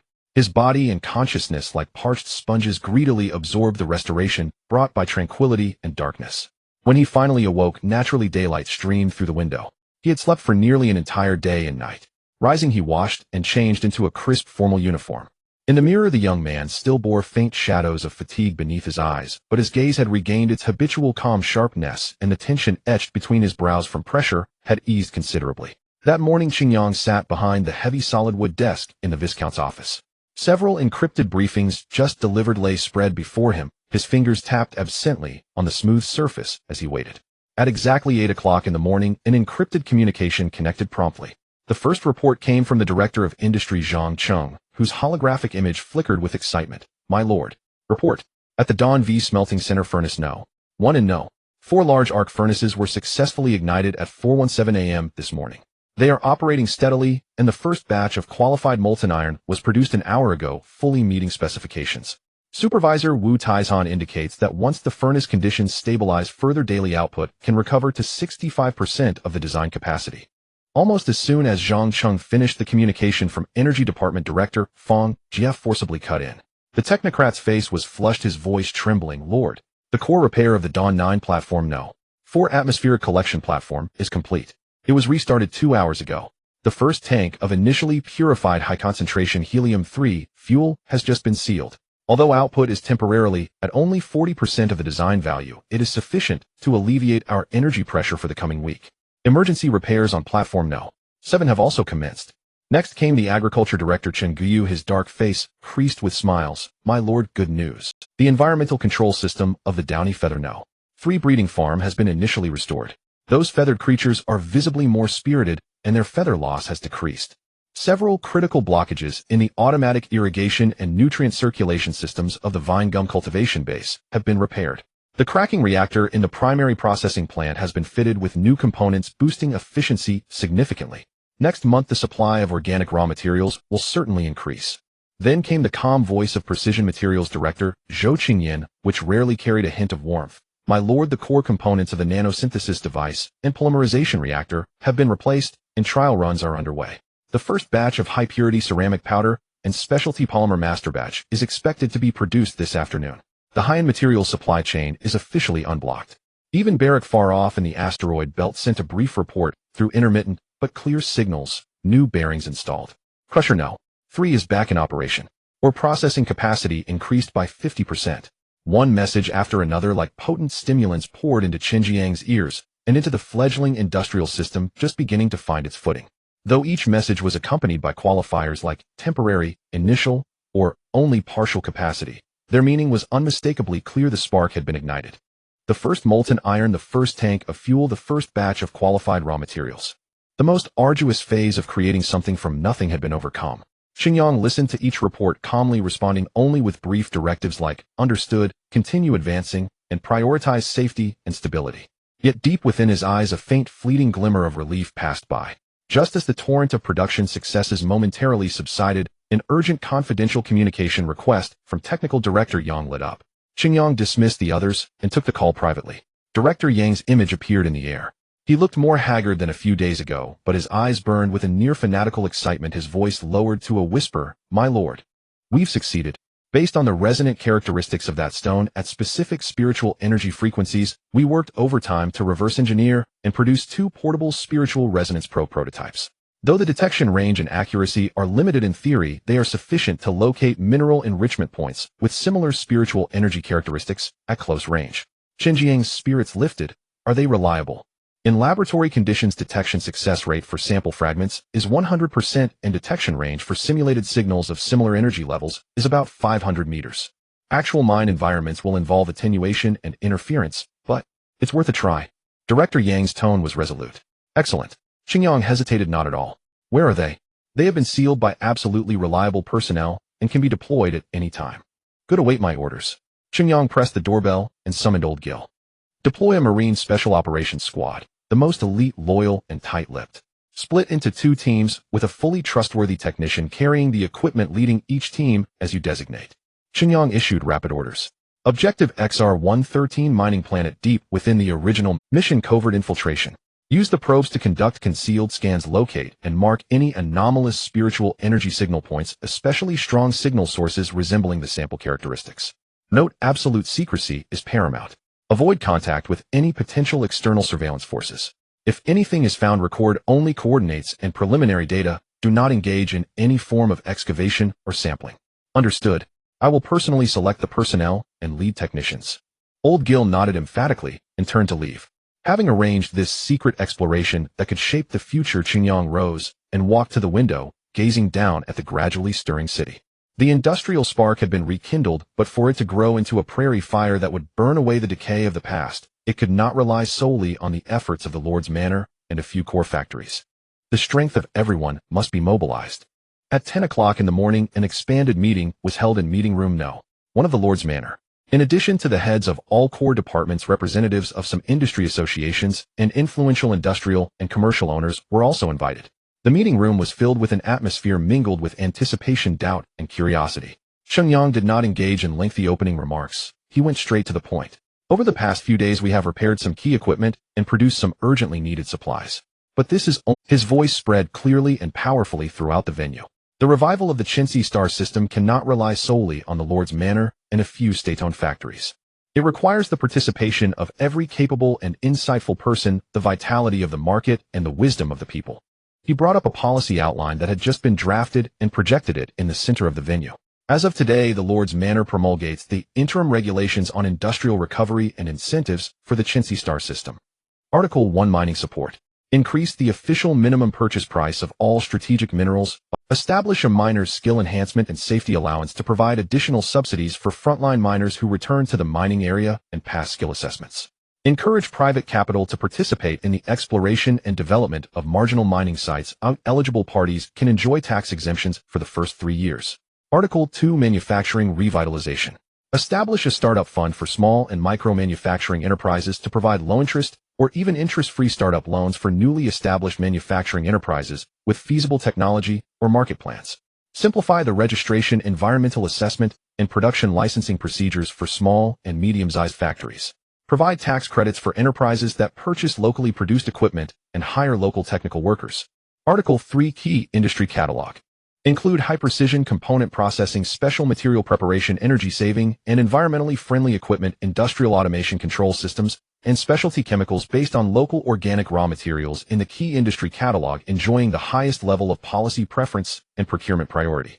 Article 4: Talent Attraction. Expand the scope and intensity of the technical talent recall plan. Not only recall lost technical workers, but also welcome Chengsa native engineers, designers, and senior technicians returning home. Provide competitive relocation allowances, scientific research startup funds, and career development pathway. One specific and tangible policy after another was presented. The audience was silent at first, then low murmurs arose, and the eyes of many industrial and commercial owners and industry representatives lit up. These policies were no longer empty slogans, but tangible benefits and possibilities for development. Cheng Yang paused briefly to let the information sink and then delivered an even more impactful message. Furthermore, to effectively address the current bottleneck of insufficient, high-end manufacturing capabilities that constrain industrial upgrading, the Lord's Manor will take the lead in establishing 2 special entities. First, the Star Torch Precision Manufacturing Co., Ltd. This is a mixed-ownership enterprise controlled by myself personally, whose core assets are the highly precise advanced manufacturing equipment owned by the Lord.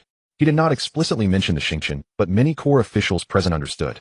The Star Torch Company will open its services for small-batch rapid prototyping of high-end customized components, precision molds, and special materials to all qualified innovative enterprises and R&D teams across the star system. We will set up a dedicated technology assessment and service window. As long as your design has potential and market viability, you will have the opportunity to obtain the most critical prototypes or small-batch parts at costs and lead times far below the external market, accelerating your product from blueprint to market. Gasps were heard from the audience.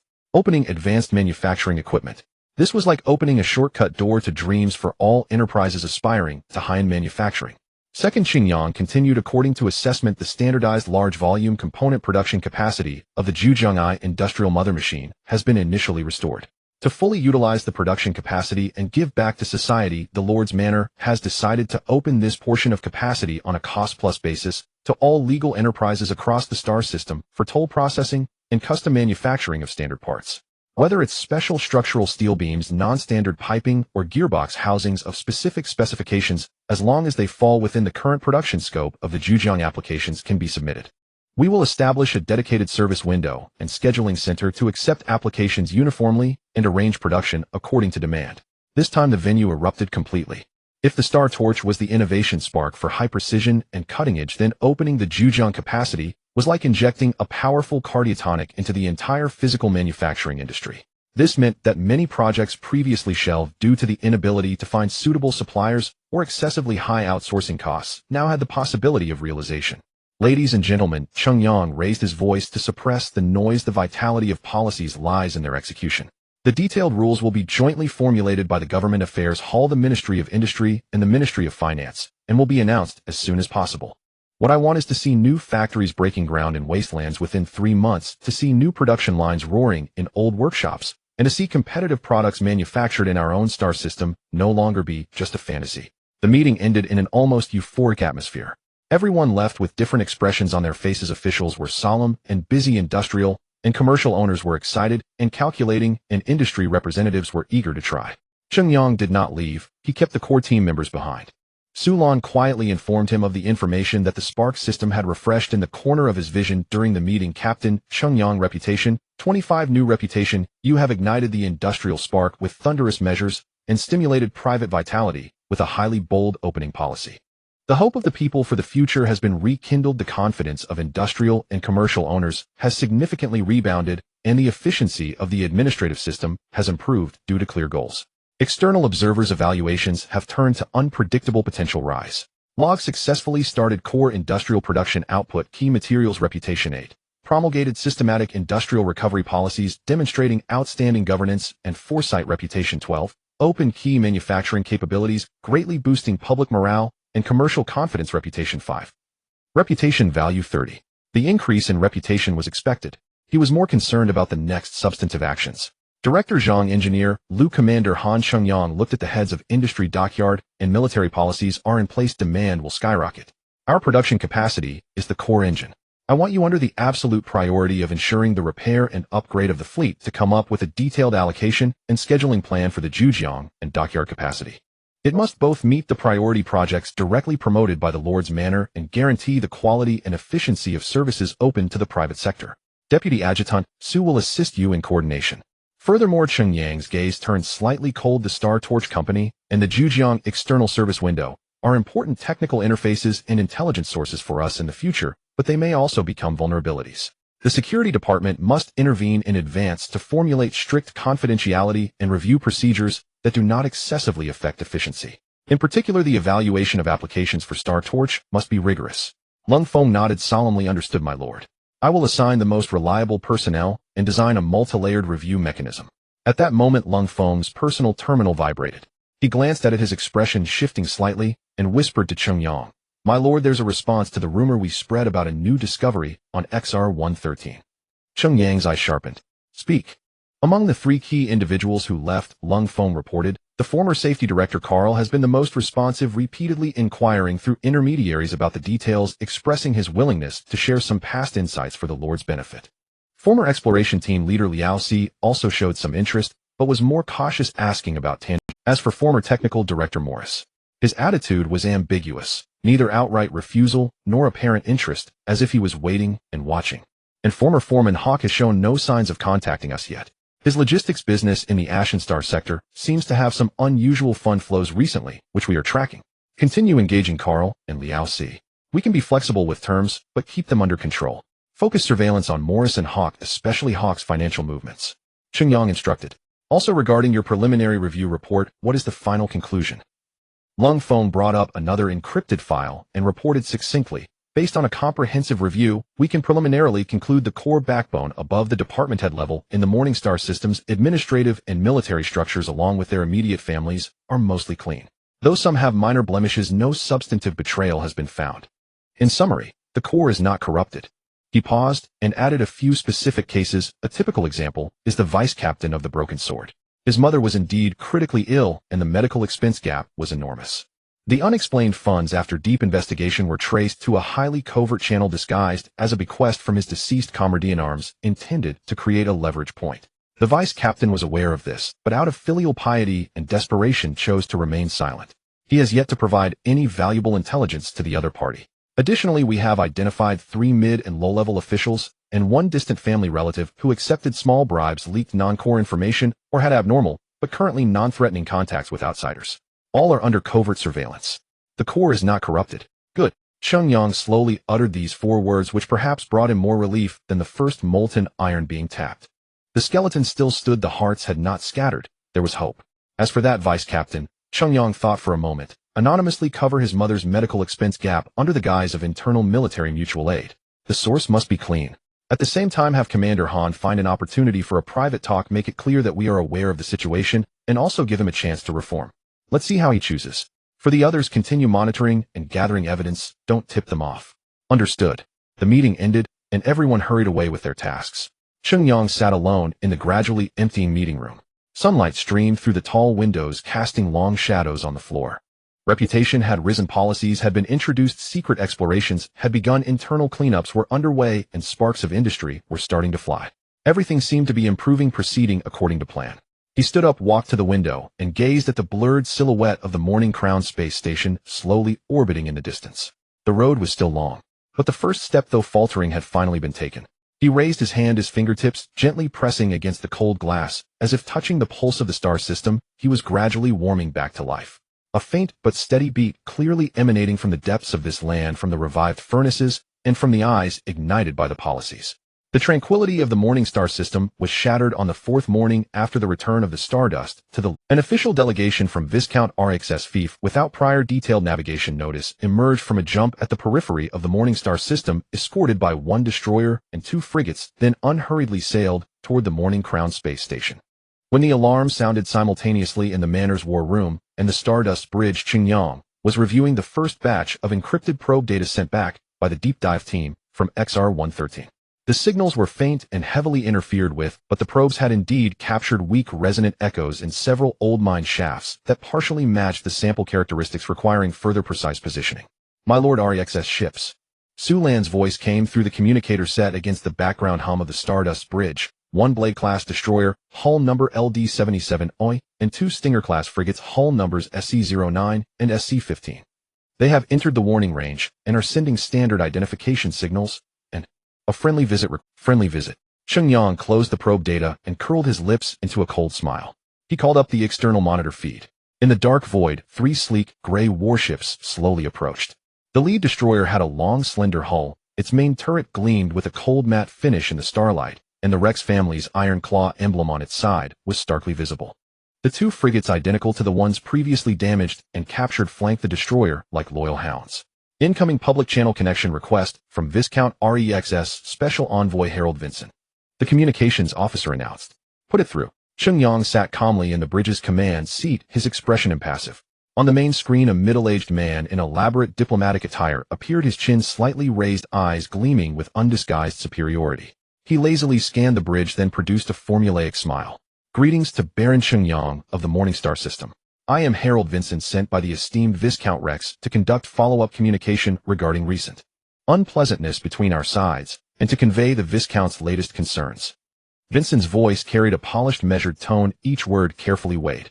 Thank you for coming so far, Envoy Vincent. Cheng Yang nodded slightly, his tone flat, revealing no emotion. Your fleet must be weary. Please dock and rest. I have prepared a modest banquet at the Morning Crown to welcome you. You are too kind, Baron. Vincent seemed pleased with Cheng Yang's calm, even somewhat humble demeanor, his smile deepening. I shall accept your hospitality. However, as a gesture of sincerity and security, my small fleet needs to berth nearby for ready escort. I trust the Baron understands. Naturally, berths have been reserved for your fleet and guidance signals have been sent. Cheng Yang nodded, showing, excellent. Then we shall see each other shortly, Baron. Vincent's image vanished. The blandness on Cheng Yang's face swiftly dissipated, his gaze turning icy. Have the starport guide them in mooring at berths 6, 8, and 9. Move the Stardust to berth 7 sandwiched between them. Sulan promptly executed the order while asking in a low voice, "Captain, they've come to apply pressure. A feast never bodes well." "I know." Cheng Yang rose, straightened his uniform, and said, "We must put on a proper front. Instruct the kitchen to prepare a banquet of the highest standard. Notify the administrative hall to arrange all ceremonial and reception protocols according to the Viscount's special envoy standards. Not the slightest negligence shall be tolerated. We must adopt a posture of utmost humility." He paused, then ordered the communications officer, "Connect to security department's lung phone and transfer to intelligence reconnaissance director Mo Ying's secure line." Seconds later, a slightly hoarse, emotionless male voice sounded, "Emoing, online, my lord. Emoing, I need all intel on this Harold Vincent.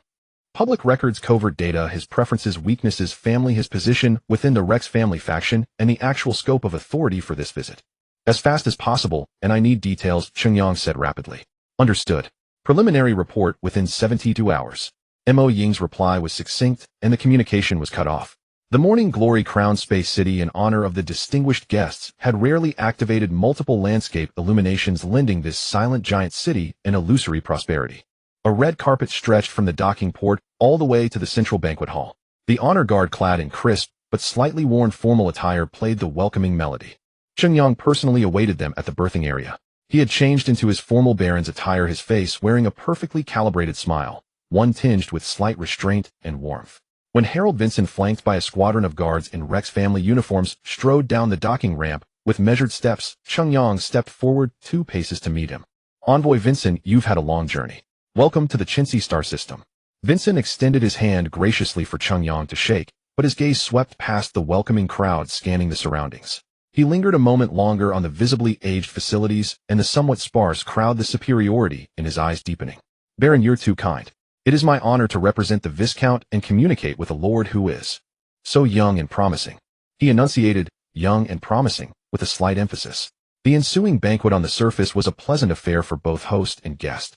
Cheng Yang conducted himself like a young lord, eager to mend fences, yet lacking confidence, his words humble occasionally, even revealing gratitude for the Viscount's generosity. He never once mentioned XR-113, repeatedly emphasizing the previous misunderstanding and the current difficulties of the Chintzy Star system, hoping the Viscount would understand. Vincent, meanwhile, savored the fine wine and cuisine, while speaking in bureaucratic platitudes, sometimes hinting at the Rex family's might and inviolability, sometimes concernedly inquiring about the situation in the Chintzy Star system, his every word probing Cheng Yang's bottom line and actual strength. Halfway through the banquet, Cheng Yang took the opportunity of a toast to lean close to Vincent and whisper, "Envoy Vincent, some words are inconvenient here. Would you care to step aside for a private talk? Regarding some minor concerns of the Viscount, perhaps we might find a more direct means of communication." Vincent's hand holding the wine glass paused slightly, and he cast a sidelong glance at Cheng Yang, as if assessing what tricks this weak, young baron could possibly play. He looked at the silent, sharp-eyed male secretary beside him, nodded, and said, "Very well. Since the baron is so sincere, I shall listen." Cheng Yang personally led the way, guiding Vincent and his personal secretary, a seemingly shrewd and capable young man, through several internal corridors to a more secluded, well-soundproofed small meeting room. The room was modest, simply furnished with only a table and a few chairs. "Please have a seat." "They'll have them bring wine." Cheng Yang gestured. Vincent sat down with a swaggering air, his secretary standing behind him. Cheng Yang walked to the door, murmured a low order to someone outside, then closed the door, a soft click, suggesting it was locked. Vincent paid it no mind, merely waiting leisurely for the expected tribute. Cheng Yang turned around, and the humble, anxious smile on his face vanished, instantly replaced by an icy calm. He looked at Vincent, then glanced at the secretary behind him, and suddenly spoke, his voice low, but carrying a quality that inexplicably chilled Vincent. "Envoy Vincent, you've traveled far and brought such a capable secretary. Truly a tiring journey." Vincent frowned, sensing the shift in atmosphere. "Baron, what is the meaning of this? Where's the wine?" Cheng Yang's lips curled into a faint cold arc. His right hand had risen, holding a compact energy pistol of peculiar design, glowing with a faint blue light. The muzzle aimed not at Vincent, but at the secretary behind him. Perhaps this secretary needs something to liven up a bit. Before the words faded, the blue light at the muzzle flared. Zzz. A slight but piercing energy pulse sounded. There was no deafening explosion, only a highly concentrated pale blue beam, moving at a speed imperceptible to the naked eye, instantly piercing the center of the young secretary's forehead. The expression on the secretary's face hadn't even time to shift from shrewdness to shock before his eyes went vacant. His body swayed, then collapsed forward without a sound onto the floor, leaving a small charred hole in his forehead. No blood, only a faint wisp of scorched flesh. It all happened too fast, too suddenly. The arrogance on Vincent's face and his expression of waiting for alms froze instantly, his pupils contracting to pinpricks. His mouth agape, he stared at the still twitching corpse of his secretary at his feet, then jerked his head up to look at Cheng Yang, and the blue pistol still held steadily in his hand, its muzzle seeming to retain traces of energy disturbance. And boundless chill shot from his coccyx to his crown, his limbs turning cold. You dare kill me. I am the Viscount of REXS, Special Envoy. My fleet is right outside. Vincent finally squeezed out fragmented sentences through clenched teeth, his bluster affront, his legs trembling. Special Envoy. Cheng Yang's lips curled into a cold, mocking arc. Kill you, and your fleet will at most have a deputy, without a leader. Even if they try to open fire to avenge you the very second you breathe your last, the 12 Watcher defense platforms in orbit of the Chintzy star system will simultaneously lock onto your lovely Iron Claw and the 2 little stingers. Your destroyer might withstand a few hits, but your 2 frigates and you sitting right here will absolutely and instantly become the freshest batch of metallic garbage in this star sector.